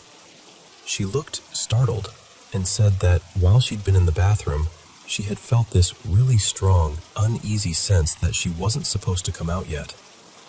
She said she didn't know why, but she had stayed in there longer than she normally would have, and just distracted my little one by letting him play in the sink water. I asked her how long we'd actually been apart. She said maybe 2 minutes, but to me, it had felt like much longer. At least 5, maybe more. I kept trying to tell myself there had to be a logical explanation, that I was tired or overwhelmed, or I'd just missed something obvious. But then the room suddenly started filling with steam really fast, and both of us panicked and left. When I got out to the pool area, I was shaky and dizzy. I went straight to my husband, who was in the hot tub. He had been facing the locker room door the whole time, waiting for us. I was honestly nervous to even ask because I already felt ridiculous, but I said, "Did you see an employee come out of the women's locker room?" And he said no. He told me he'd been watching for us and hadn't seen anyone come out at all. That was the part that really got to me. We still stayed and tried to enjoy the rest of the evening. The kids had fun in the pool, and later my parents took them upstairs, so my husband and I could have a little time to ourselves and try to salvage my birthday night. But we both kept casually looking around for that woman, or at least for someone wearing the same shirt. And then we realized something else. The uniform I remembered her wearing wasn't even one the resort used anymore. That should have been the end of it. Just a weird, unexplainable story from my birthday. But it wasn't. because ever since then, I've felt like something followed me home. I don't really know how to explain that part without sounding completely unhinged, but I've been having experiences ever since, and somehow I can't shake the feeling that it's her. I still don't know what happened in that locker room. I don't know if it meant anything. I don't know whether it was some random moment, some strange overlap, some little tear in reality, or if I just experienced something I'll never be able to explain. All I know is that I saw someone. I know what I saw. And then she was gone.